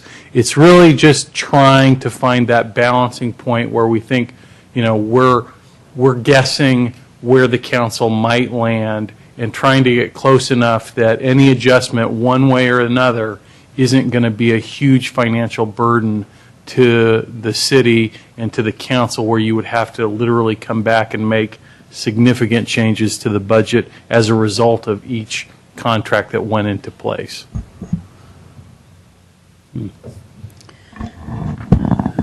Mr. Mayor, if I could just make a comment. I would rather see the numbers in there because we don't, something may change that we end up having lower increases or maybe no increases.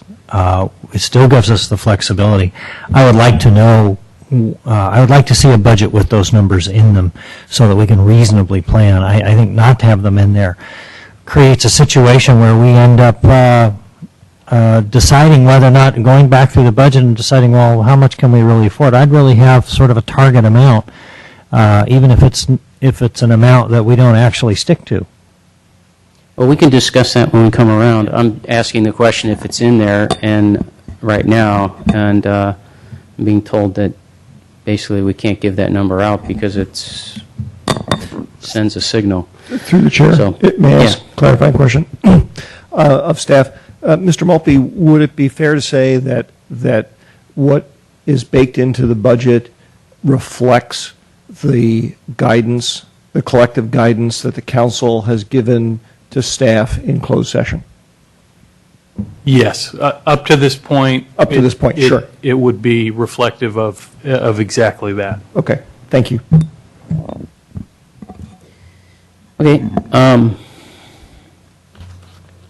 And then you were talking before about the future liabilities with the Belmont San Carlos Fire Department not being included because we don't know what those are. Do we have any inkling of what those are? Well, What they're we're gonna come working down to with, be? we're trying to get Yeah. that information from we're working with John Bartel, Uh-huh. who's also working with CalPERS.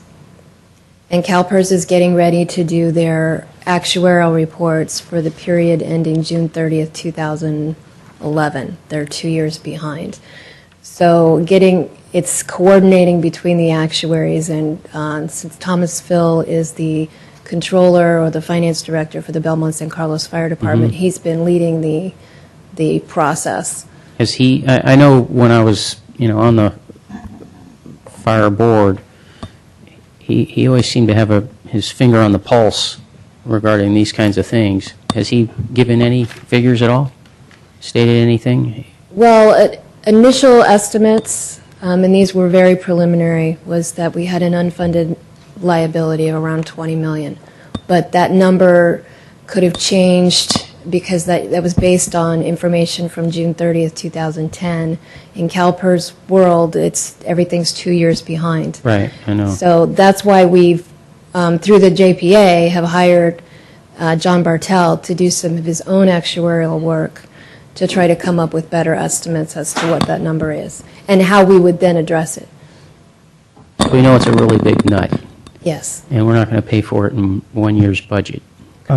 Through the chair? Yes, sir. If I may, because this was something that was a substantial portion of the 3 hours that I spent talking to folks, just to share what I thought I learned, which Ms. Mendenhall can correct. First off, there is money in the budget for the side fund associated mentioned. with Belmont. Yeah, about 800,000. 830 some odd thousand dollars. So that part is covered. What's not covered is what you're referring to as the unfunded liability portion. And as I recall from the discussions that we were talking, I mean, you can look at that kind of exposure either as a lump sum liability, or what would one's guesstimate be of what you would have to make in additional PERS contributions to fund it. Okay.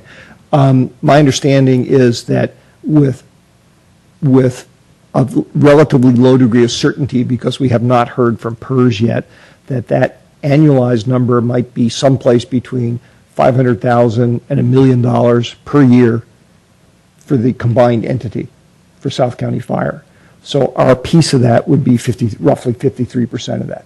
And again, I want to emphasize there's a lot of assumptions that go into making that kind of projection. So that's why I think staff is a little hesitant sometimes to put the number out there, and I'm not holding them accountable for it. I'm just telling you what I think I heard. So that translates to our share being someplace between $250,000 and $500,000 on an annualized basis.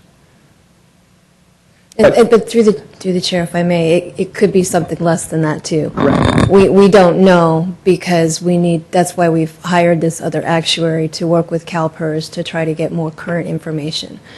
Like I said, the information, and I actually talked to an actuary at CalPERS today, the information they've given us so far is through the period of June 30th, 2010.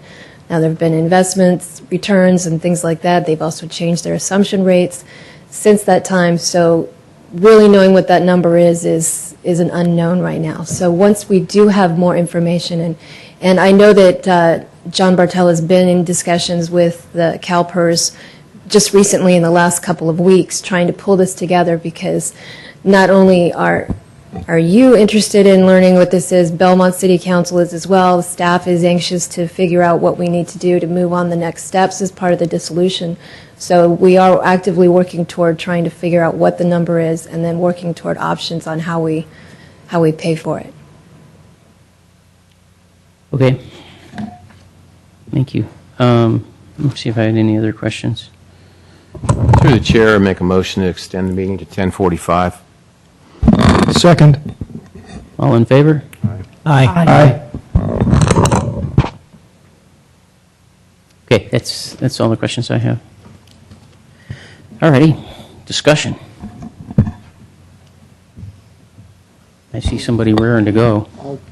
Mr. Olber. Yes, thank you. Actually, we just touched on one of the items I wanted to bring up for discussion, but before I actually do that, I also want to encourage my colleagues, if you have not had a chance to already, I would definitely recommend that you take the time to specifically talk about in detail these pension fund liability issues with Ms. Mendenhall, because based on what I've heard and some of the work that's been done, there's imponderables and whatnot, but I think staff led by Ms. Mendenhall has actually been doing some very clever and good things, which she's not taking credit for here tonight, but if I'm understanding them correctly, and I think I am, we are to be thankful for them being as clever as they are, because it will potentially reduce our liability going forward. But that one issue is effectively what we have for the unfunded portion of the liabilities from South County Fire. The budget before us contains a forecast of zero. Okay, because and there's an argument to do that, which is precisely the one that we have no idea what the number is, and there are some scenarios, oddly enough, where incrementally it might be zero. Okay, personally, whether we modify the budget to put something in there for towards that paying for that liability, or whether we earmark funds mentally or specifically out of our reserves to help pay for some stuff, I would be more comfortable with doing something like that rather than having a forecast of zero. We can debate numbers that we would put in there, but that's something that I would consider suggesting. There's a couple of things I wanted to bring up, but that's a fairly significant change right there, so I'll be quiet now and see what other people have to say. Okay, and before anybody else speaks, I don't have speaker cards, but I do have somebody I see that wants to speak.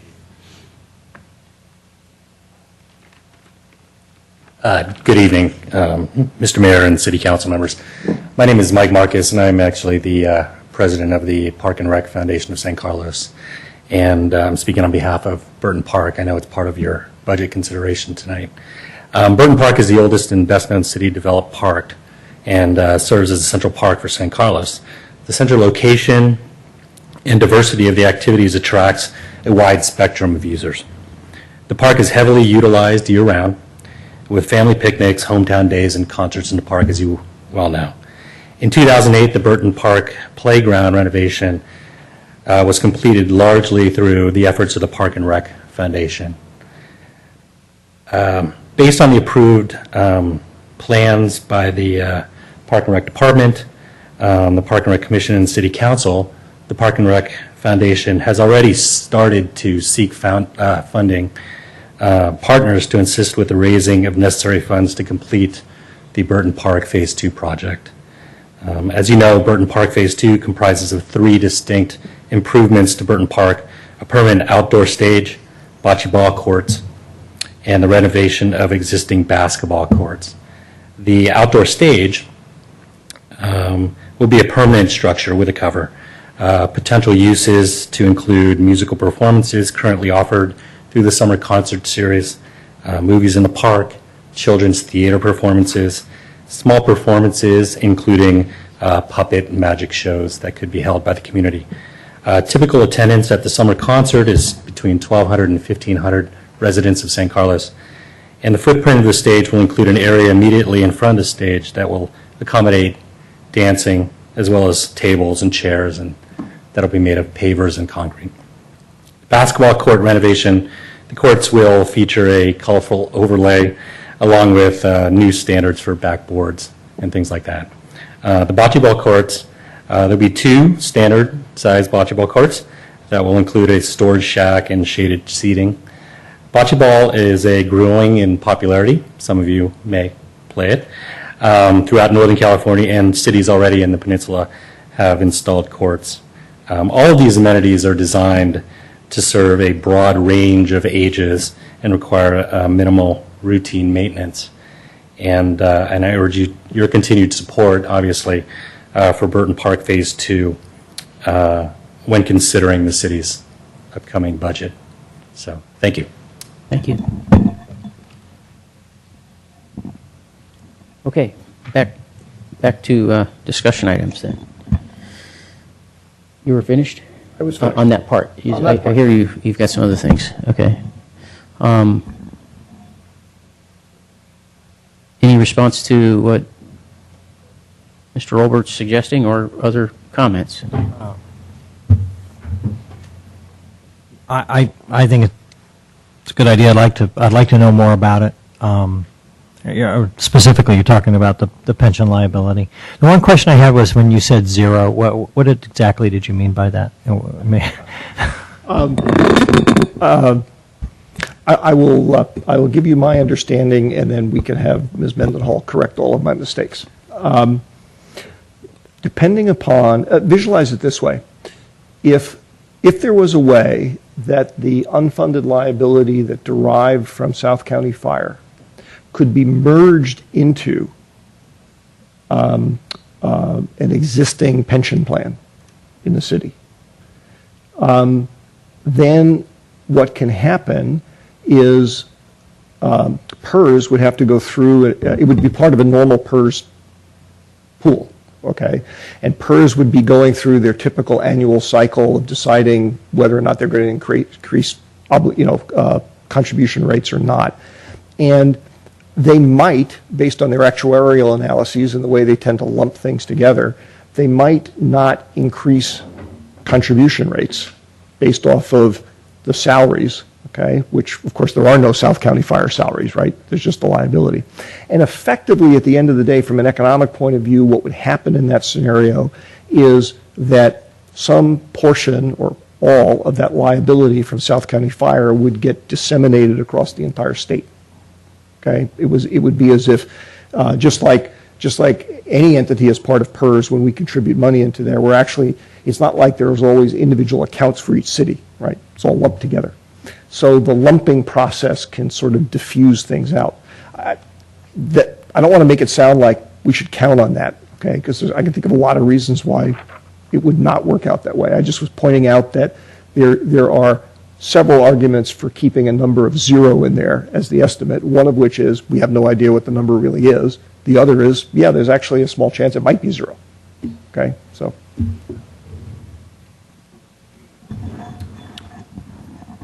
Through the mayor, if I can add, this is obviously an issue that we've spent a great deal of time on at the staff level. I personally have sat through countless hours with actuarials from PERS as well as our own actuarials dealing with this issue. I was involved very early on pointing out to representatives from PERS some very inherent and basic flaws in the system. The system really isn't designed to deal with the dissolution of an entire entity and their pension plan. And as a result, PERS is kind of scrambling. And we're not the only one in the state now that's dealing with this issue. And PERS, as a result, is trying to come up with procedures of how they will deal with this in an equitable and fair way.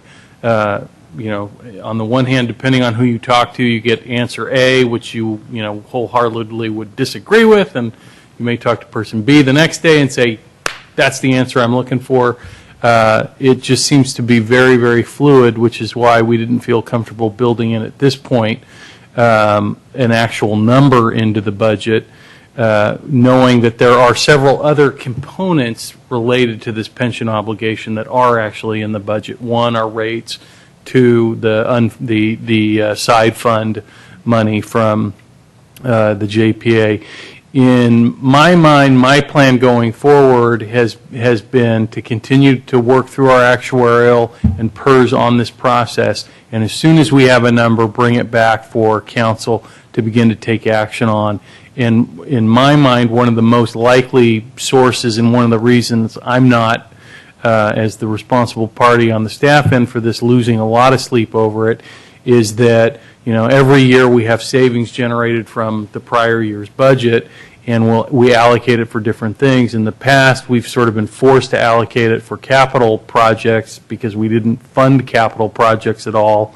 Right now, we're funding capital projects in a significant way in an ongoing, so we don't really have anything identified specifically for savings from this current year's budget, which would be a parachute for us in this next year if we were to get a big number from PERS in terms of what we had to contribute, and then we'd have to roll up our sleeves and amend the budget either at the mid-year or at the one-year mark in terms of what we'd have to do to build in the annual ongoing cost associated with the unfunded liability.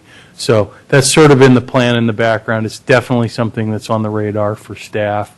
If you're not comfortable with that approach, you might either as an action state that you would like to set aside any, at this point the council could say we don't know what the number is yet because it hasn't been audited, but whatever the number is, we'd like to set aside this year's savings from this current fiscal year for as a council set up reserve for this specific purpose. As Ms. Mendenhall noted earlier, we also do have a surplus identified in this operating budget of about $90,000, which you could also identify tonight and set aside for that particular purpose as well, if it would make you feel more comfortable to do that. Thank you.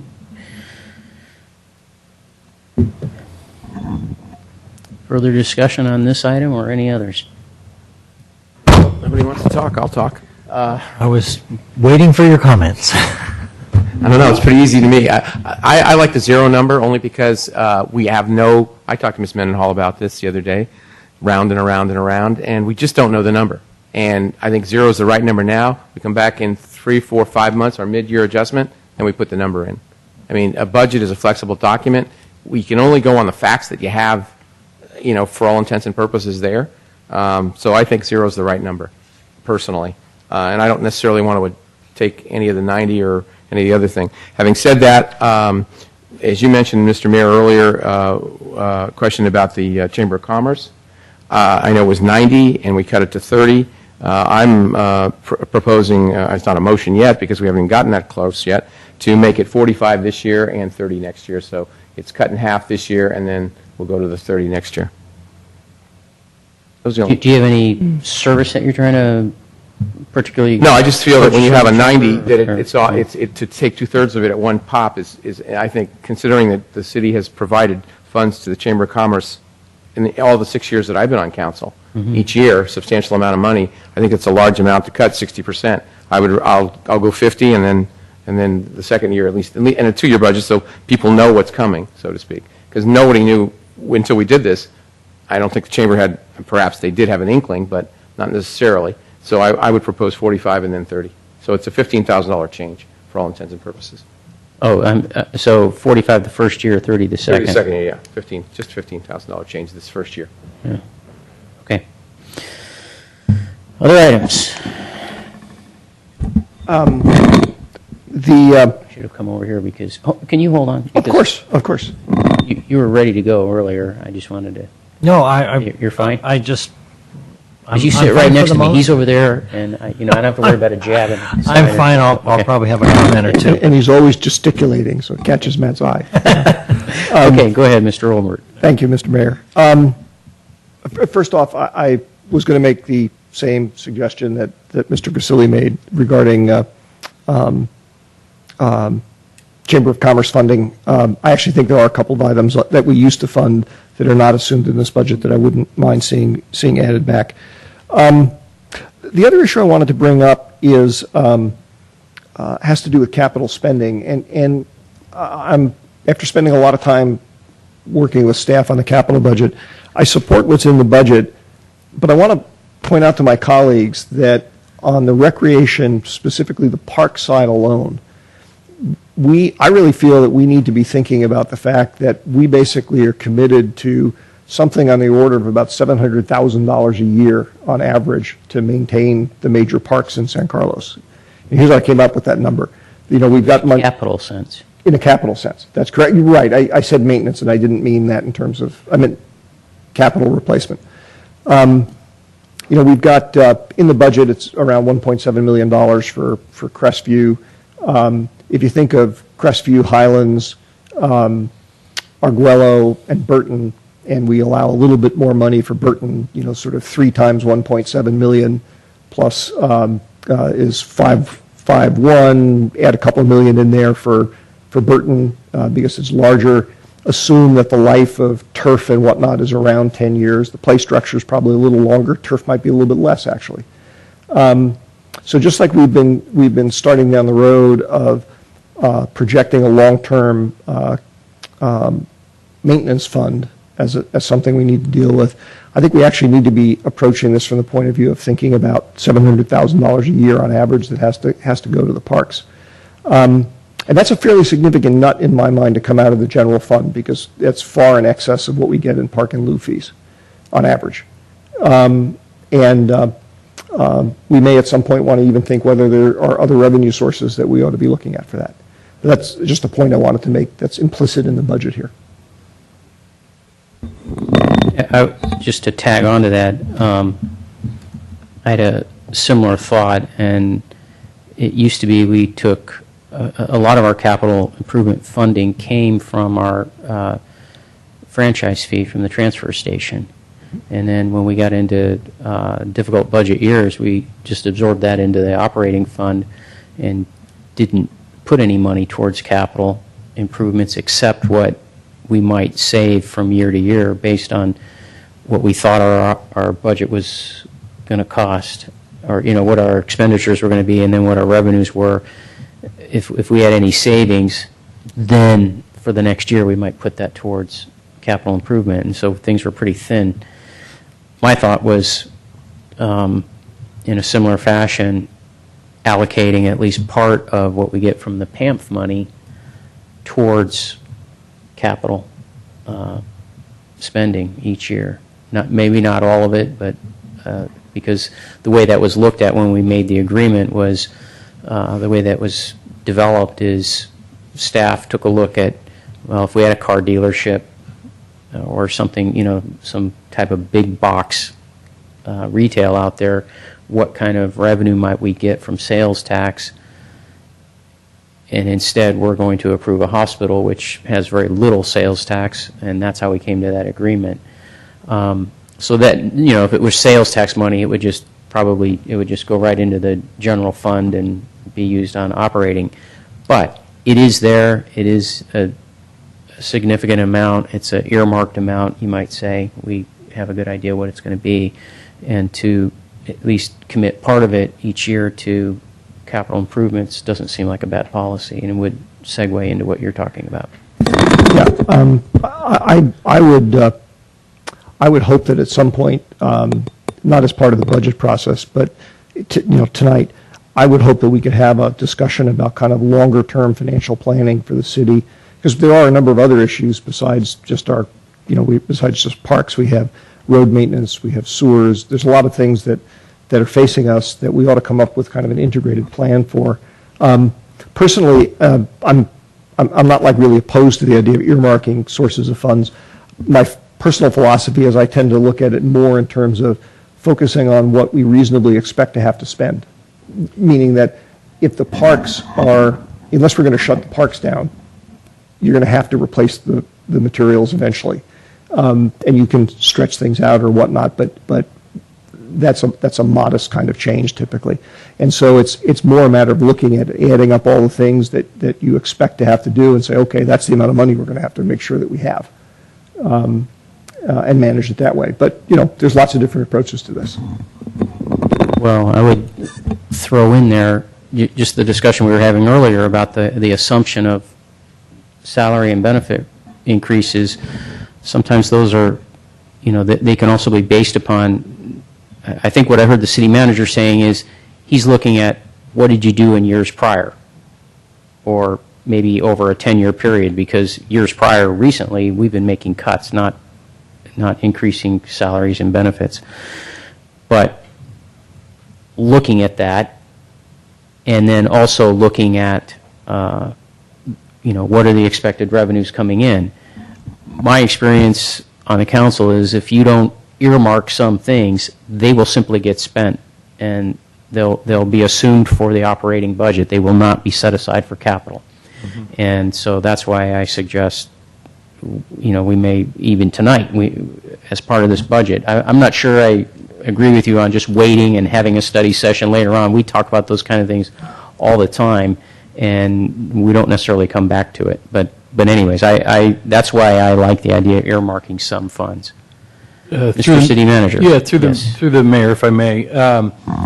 I certainly understand, Mr. Mayor, what it is you're talking about, and that's definitely the approach that has been used in the past in regards to the transfer funds, the approximately $1.3 million. And that's where that $1.3 million is currently earmarked to fund Fund 25, the capital budget. Again, it's been pulled back out of the operating budget over the last couple of years. In addition, we've got funding for ERAF, but sort of to build on Councilmember Olbert's point, really the policy discussion that I would look for from the council would be more to talk about, what are the overall capital needs and how much of the total general fund revenue would the council like to see committed to capital funding in relationship to the need and the available sources, as opposed to other priorities. Tonight, if the council were to try to implement that type of change tonight in anything greater than, at this point, I'm guessing about $75,000 with the possible commitment of 15 more for the chamber, we would have to begin talking about cutting the budget again tonight, because the PAMF money is revenue, it's general fund revenue that's built into the operating budget. It's never before your comment tonight been conceived to be earmarked for something other than that. And so I think it would take some time. So I mean, at this point, if that's something the council would like to talk about, we could certainly do that. But I don't think we should think in terms of trying to adopt a budget tonight based on that. I think maybe planning for the next budget update, that would work. Through the chair, Through the chair, I'm sorry, you beat me. God, that was all set. I was looking at the clock. Make a motion to extend the meeting till 11 p.m. Second. All in favor? Aye. All right. I was just waiting for the city manager to finish. Ms. Clapper, did you have a comment? No, I just wanted to echo some of what had been said earlier, that I'm fine with the unfunded liabilities being left at zero, because otherwise it's kind of like playing darts blindfolded. It's you're just not sure what you're going to hit and if it's going to be relevant. I think it's better to come back and address it later when we have more information as part of a revision, whether it's 3-6 months down the road. And in terms of the chamber, I like Mr. Gracili's suggestion to not cut it back quite that hard. I would venture to say in the first year cut it back by a third, in the second year by another third, and phase it in even more gently, so that we're not cutting off those services quite as quickly, and allow ourselves as well as the chamber to adjust to those improvements. So to go from 60 this coming year to 30 in the second year of the budget. On that particular item, I would like to chime in. I would myself agree to go with Mr. Gracili's suggestion. However, I think we should also open up some discussion with the chamber to see where that might put them, and some of their budgeting. I do think the complete cut that was in the prior draft was very drastic, and I think came unexpected to the chamber. I think adjusting it to 45, if you want to throw a number of 30 at the next year, understanding we may adjust that again if we have these discussions with the chamber and find out, how it's impacting them. Because they are, they're in years past and still they are important partners in making this city be successful. I'm sorry. Mr. Mayor, would it be appropriate at this point to, since the CEO of the chamber is here, to have him maybe speak to some of those points? If he would like to come forward and speak, that would be fine, yeah, sure. You think he's going to ask for less? I'm not walking away because you're speaking, Mr. Bouchard. I have to leave for a second. Go ahead. Okay, thank you. Thank you, Honorable Mayor and members of the council. When I had originally talked with the city manager about the budget that we normally would submit to the city with a number of different programs, I had an eye on, on a more visual basis what the cut would mean to the downtown, specifically the downtown area, the visual impact it would have if the funds were cut entirely. And so the conversation that we had was, at least leave those two that were brought up in the discussions earlier, the street tree lights, the maintenance and replacement of tree lights, and in addition to that, the banner change out, the various seasons as well as the events, a couple of them which the chamber is intimately involved with, the Art and Wine Fair and the Farmers Market, those two, and the seasonal banners as well. So those two items alone come to about $30,000. There were a number of things that were cut out that were, I think, beneficial to the entire community. One of those being the creation and the mailing of a holiday events guide to the entire community, of which, that would be something that I think would be a nice to have to include and keep in our program of activity that we would do on behalf of the entire community.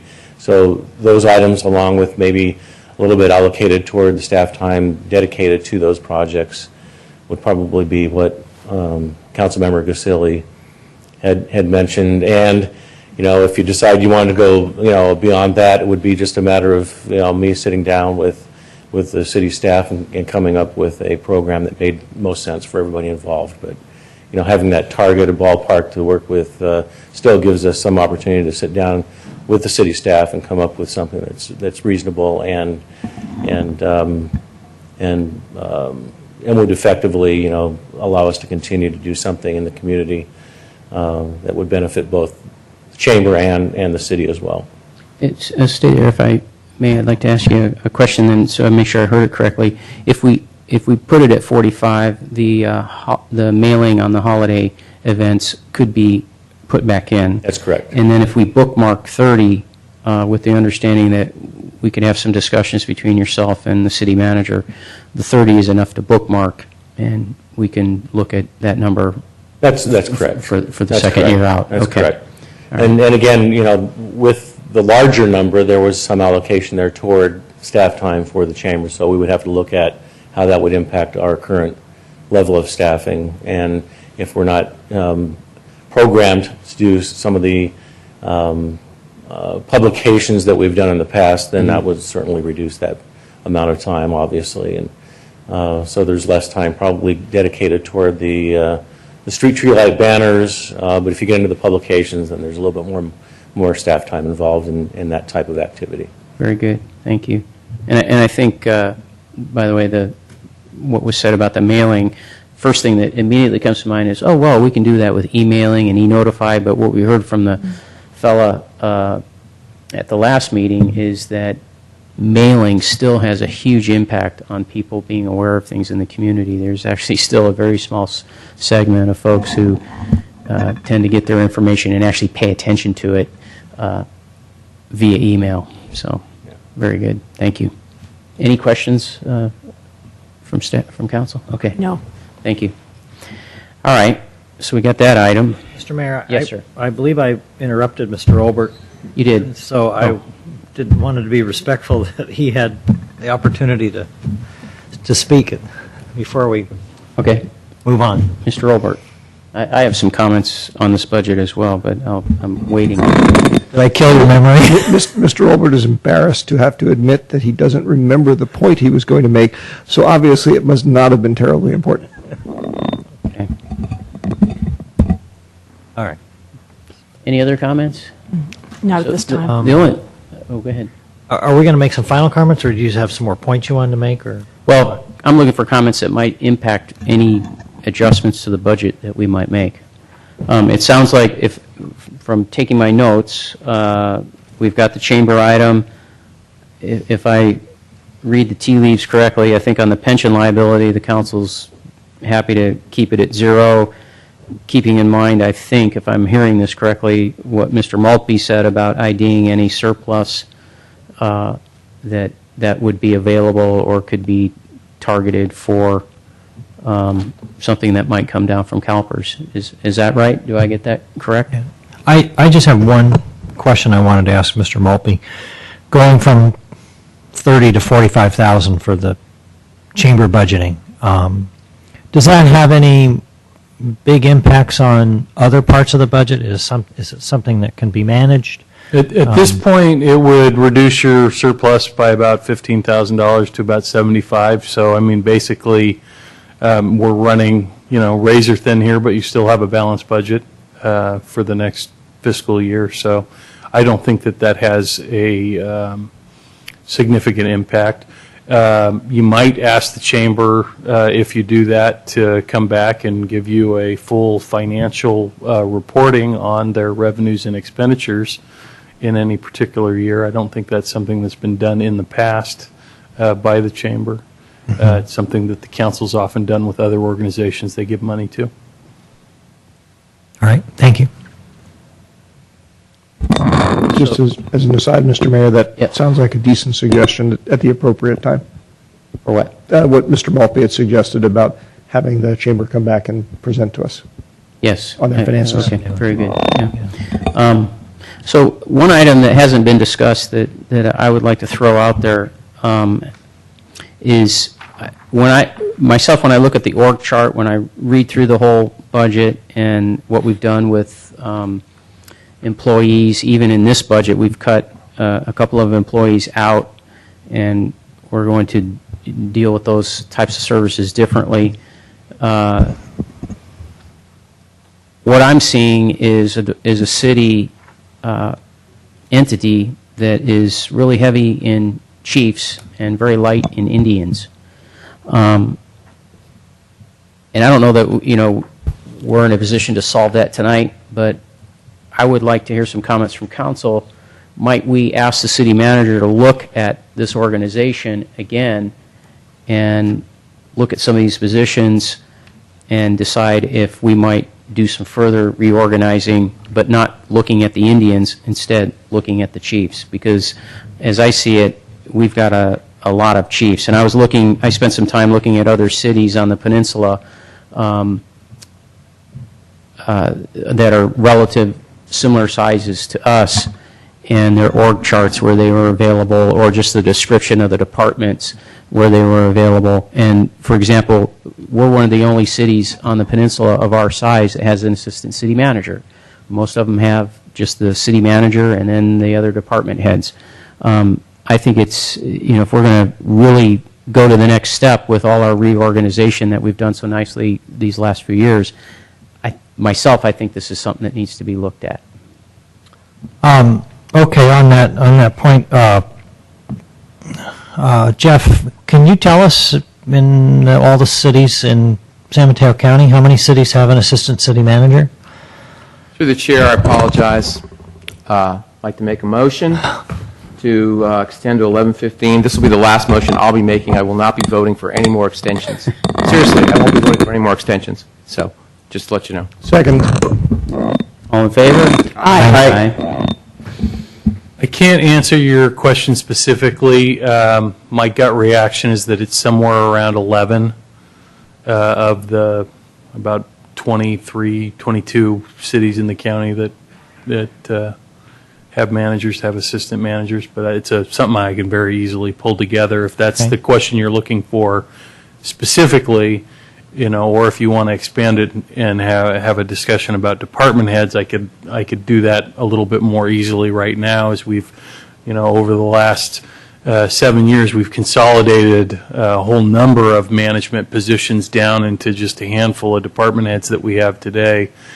From an overall management perspective, the landscape of the organization that I came to work for in 2001 has far less management than it does today, and that's not to say the council, can't go further if they'd like to. You said it backwards, I think. Did I say today it has far less? It has far less today than it did in 2001 in terms of department head level and manager level positions. But we could look at that too. We looked at that, briefly with our public works director study that was done, where the consultant actually did not recommend consolidating the community development and public works director positions because they just felt it was more than one position could handle effectively. So, well, this has come up, more than a few times, even since I've been on the council. So to me, it would be helpful to see two things. How do we, compare in management staff relative to other cities our size? And then also a historical perspective going back, I don't know, as far as you can go back, not more than 10 years. I don't think anything beyond 10 years is useful, but even 5 or 6. That would help give us a perspective of where we are relative to other cities and what changes have happened over the last few years. When I was in education, there used to be the common complaint, we have too many administrators, we have too many administrators. I asked an assistant superintendent recently of San Mateo School District, and I said, do you have too many administrators? And she said, you wouldn't believe how many administrators we've cut over the last few years. But the perception persists. So maybe it'd be educational for all of us to see, to have a little historical study of that and see how we stack up. I'd be happy to prepare that report for the council. Mr. Olbert and Ms. Clapper. Kind of building on that, I think that is one of the potential benefits of moving towards this program-based budgeting is that I am expecting to see the org charts and the presentation of the org charts change to not look like a list of personnel, but to actually start to mirror what are the programs that each of the different areas are responsible for. And that in itself it'll be interesting to see what the impact is on the org charts, and I think the process of doing that will be very meaningful for the staff in tying together how they think about themselves back to those programs. And it is something that, as was pointed out in the beginning of the budget, which I didn't read the first time through because I just jumped into the numbers, but I went back and read about how this is going to be a 3-year process, and I think this is really going to change the way this book looks the next time it has to be produced in total, and what it will, the story, like Jeff was saying, what the story will be of what it tells us. So I think, there may be some concerns, but I think that this is one of these things that we have to kind of wait a little bit and see how it works out. But to keep asking the questions, how do each of the staff tie back to the programs, and how does that tie back to that citizen survey in terms of what the expectations are about the services? It's all linked together in my mind anyway. Mr. Olbert? Thank you, Mr. Mayor. There's actually, I feel, one other very important perspective that would be difficult for us to capture tonight in any kind of discussion like that, which is essentially that of the perspective of the city manager. We define the budget and approve it in very simple terms. We hire Mr. Malpe, and Mr. Malpe runs the organization on our behalf, doing what we ask him to do. So, for example, I, for one, would love to get Mr. Malpe's perspective on opportunities for doing reorganizations that would streamline the organization, focus resources, better than they may be now, whatever. And in fact, I've had some discussions about those topics with him, and that was something that I was hoping we would have more of at our strategic retreat that we're going to have in July. So I definitely think it's a topic worth discussing, but doing it in the context of approving a budget, I think might be a little problematic, particularly because I would really like to get Mr. Maltby's input on it, because he's the one who's going to be running the organization at the end of the day. And to then segue off of your comment, you're correct that Mr. Maltby runs the organization.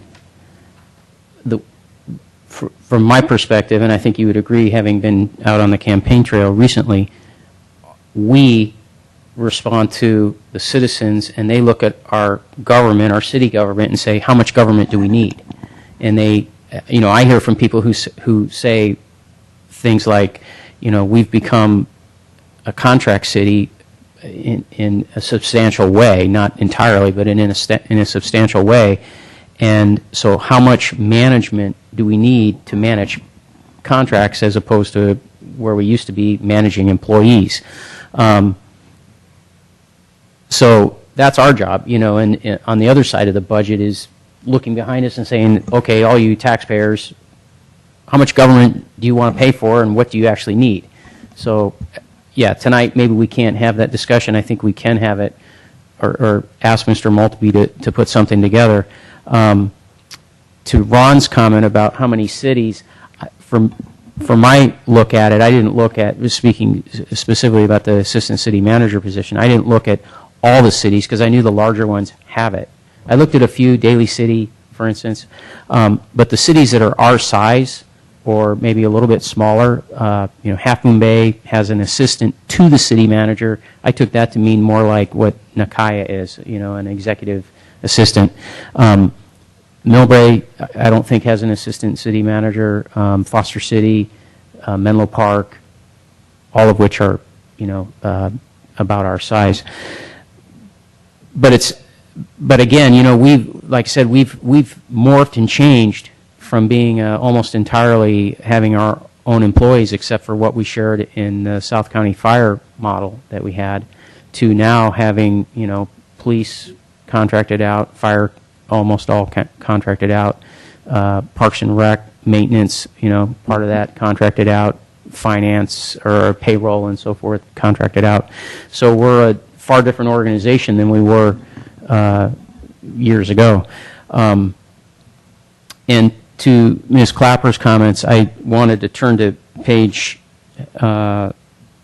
97 in the, it's under the org chart. I spent a lot of time, you guys can tell, looked at the org chart a fair amount, and I was looking at some of these things. It relates a little bit to what Ms. Clapper was talking about with, how did you put it, programs and programming, right? Right, and even if you program-based. Yeah, program-based. If you look at this, some of these things that are listed under here, I could easily see some of these assignments moved around and so forth. In fact, last time we looked at the budget, I mentioned that I was a little surprised that public information and community engagement is under city manager, because when the city clerk became newly titled as, what was your title again? There's outreach or something? I don't want to mess it up. Community relations. Community relations. I thought that those kinds of things, even some of the IT and what goes on the website, then went into her category, and then I found out that it really doesn't. But I still think it could. And so I think that's one of the things that Mr. Maltby could be looking at. I was surprised to see also property management under city manager, because I would have thought that would fall under Al Save's department. But I guess my point is I can look at this list myself and see how it might be moved around. And I think if it's the pleasure of the council that we have that discussion with the city manager, I think it would be healthy. By the way, I did want to mention on this page, this would be to Ms. Mendenhall, we should probably put something under, right now the city treasurer, there's nothing underneath his title, and there probably should be. And then under fire service, there's some things that are left out, like permitting. They also are involved in code enforcement and then paramedic and inspection is not listed under their categories there. I can get that to you later if you didn't get it. So, all right. Mr. Mayor, Yes, sir. I would like to propose a motion that we approve the budget presented by staff with an amendment that we increase the funding for the Chamber of Commerce for 2012-2013 by $15,000 to $45,000 total. I'll second that motion. It's a resolution, Madam Clerk, needs to be read. Oh, Yes. That's all right. Nope, I blew it. It's all right. I have it here. You don't have to read it. I don't have to read it. Number 35. 35. Resolution Okay. number 35. Okay, I second. All right. And staff, on the other items, we'll just take that as items that we discussed and you found consensus from the council on. Yep, I've got direction to bring back that report to you. Very good. Before we do the roll call, could I just make one comment? I want to thank all the staff from Mr. Maltby, Mr. Moore, Rebecca Mendenhall, everybody on down. This is just a monumental effort, and I actually have the easy part, I think, here. Done an incredible Right. job, and I just want to acknowledge that, recognize it, and say thank you very much. It's much appreciated. Agreed. Well done. We should, if we had time, we would, have a reception or something. Okay, we can vote now. I suspect, Mr. Or a Mayor, the brunch. staff would just like to go home. Yeah, I think Mr. Priscilli would like to go home, too. All right, roll call. Councilmember Clapper? Yes? Councilmember Collins? Yes. Councilmember Grisilli? Yes. Councilmember Olbert? Yes. Mayor Grocott? Yes. Okay, we do have one more item. Actually, we have Two. I and I Two, too. right, we have two other Two items. subbies there Thank you got to Yeah, do. Right. Okay. Okay. So, the next item is the economic policy item. Is there anything you want to present on that? Oh, you don't want to present anything, do you? There's no Okay. changes to it. The only changes to the financial policies are we removed any references to the redevelopment agency. To the RDA. Yeah. Right. Okay. Council? Okay. Any discussion on the item? Yes, Karen? No, I was going to make a motion. Oh, okay. Mr. Olbert, you were No, going to do the I same? defer. Okay. Okay.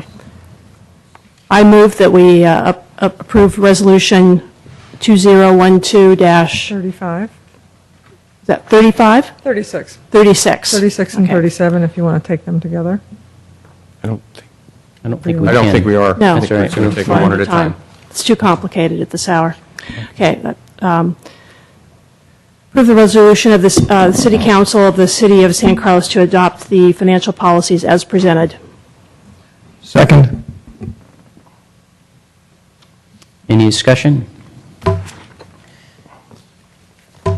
Roll call? Councilmember Clapper? Yes? Councilmember Collins? Yes. Councilmember Grisilli? Yes. Councilmember Olbert? Yes. Mayor Grocott? Yes. Okay, and then item 9E2 has to do with tying our budget to our population and price adjustment factors. This is a rather routine matter, but do you need to present anything on it?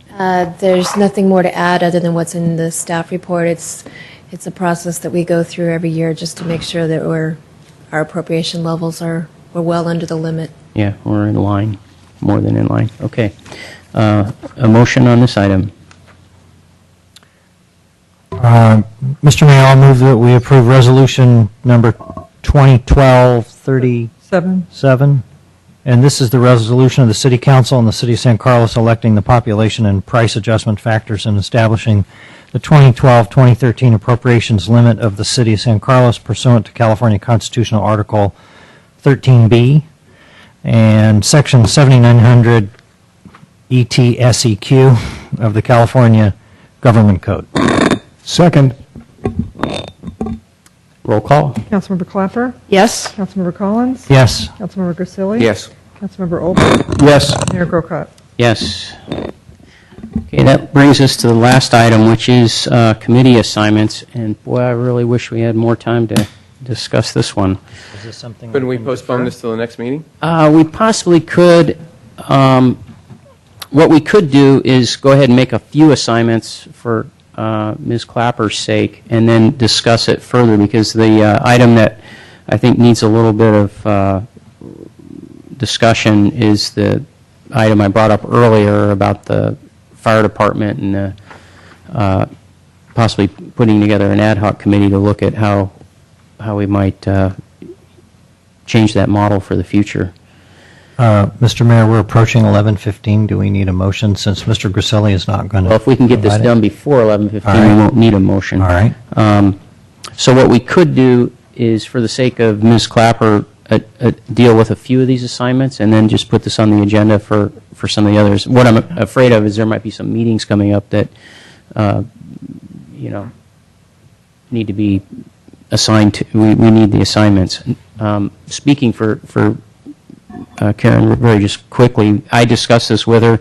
She did have some assignments that she was interested in. One of them was the library JPA, which Klein was the first and I was the alternate, and I'm more than happy to let her have the first and keep it that way. So that would be one place where she could just jump right in there. But there are other areas as well. And then, the one listed after that is the meeting that I actually attended, the Peninsula Traffic Congestion Relief Alliance. Right. And they have another meeting coming up, or? No, Oh. they're not going to have another meeting till, But you're happy to take that assignment? that one's fine, because I figured that was the priority, was to Right. fill any of the vacancies. You want to be primary? I can do that, yes.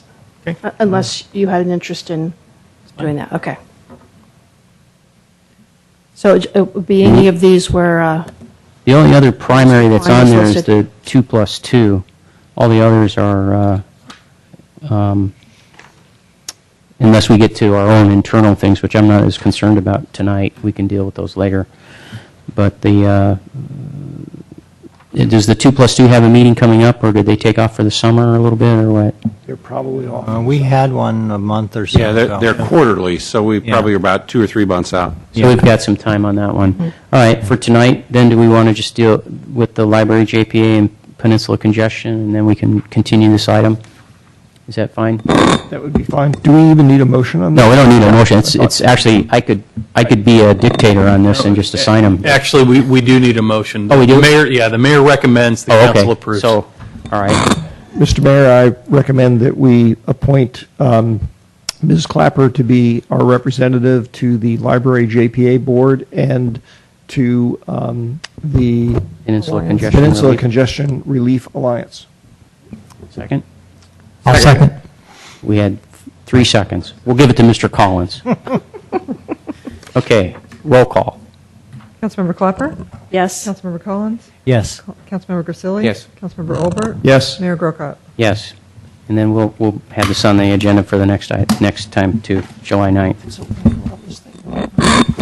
And just so the audience knows, our next meeting is July 9th. Then we take a break in July for our second meeting, and I believe our first meeting in August as well. But we do have a council retreat of just the council members and the city manager on July 19th, it is? Oh, and Mr. Rubens. So that'll be a publicly noticed meeting, and the public can come to that as well. All right, very good. We're adjourned. Great job.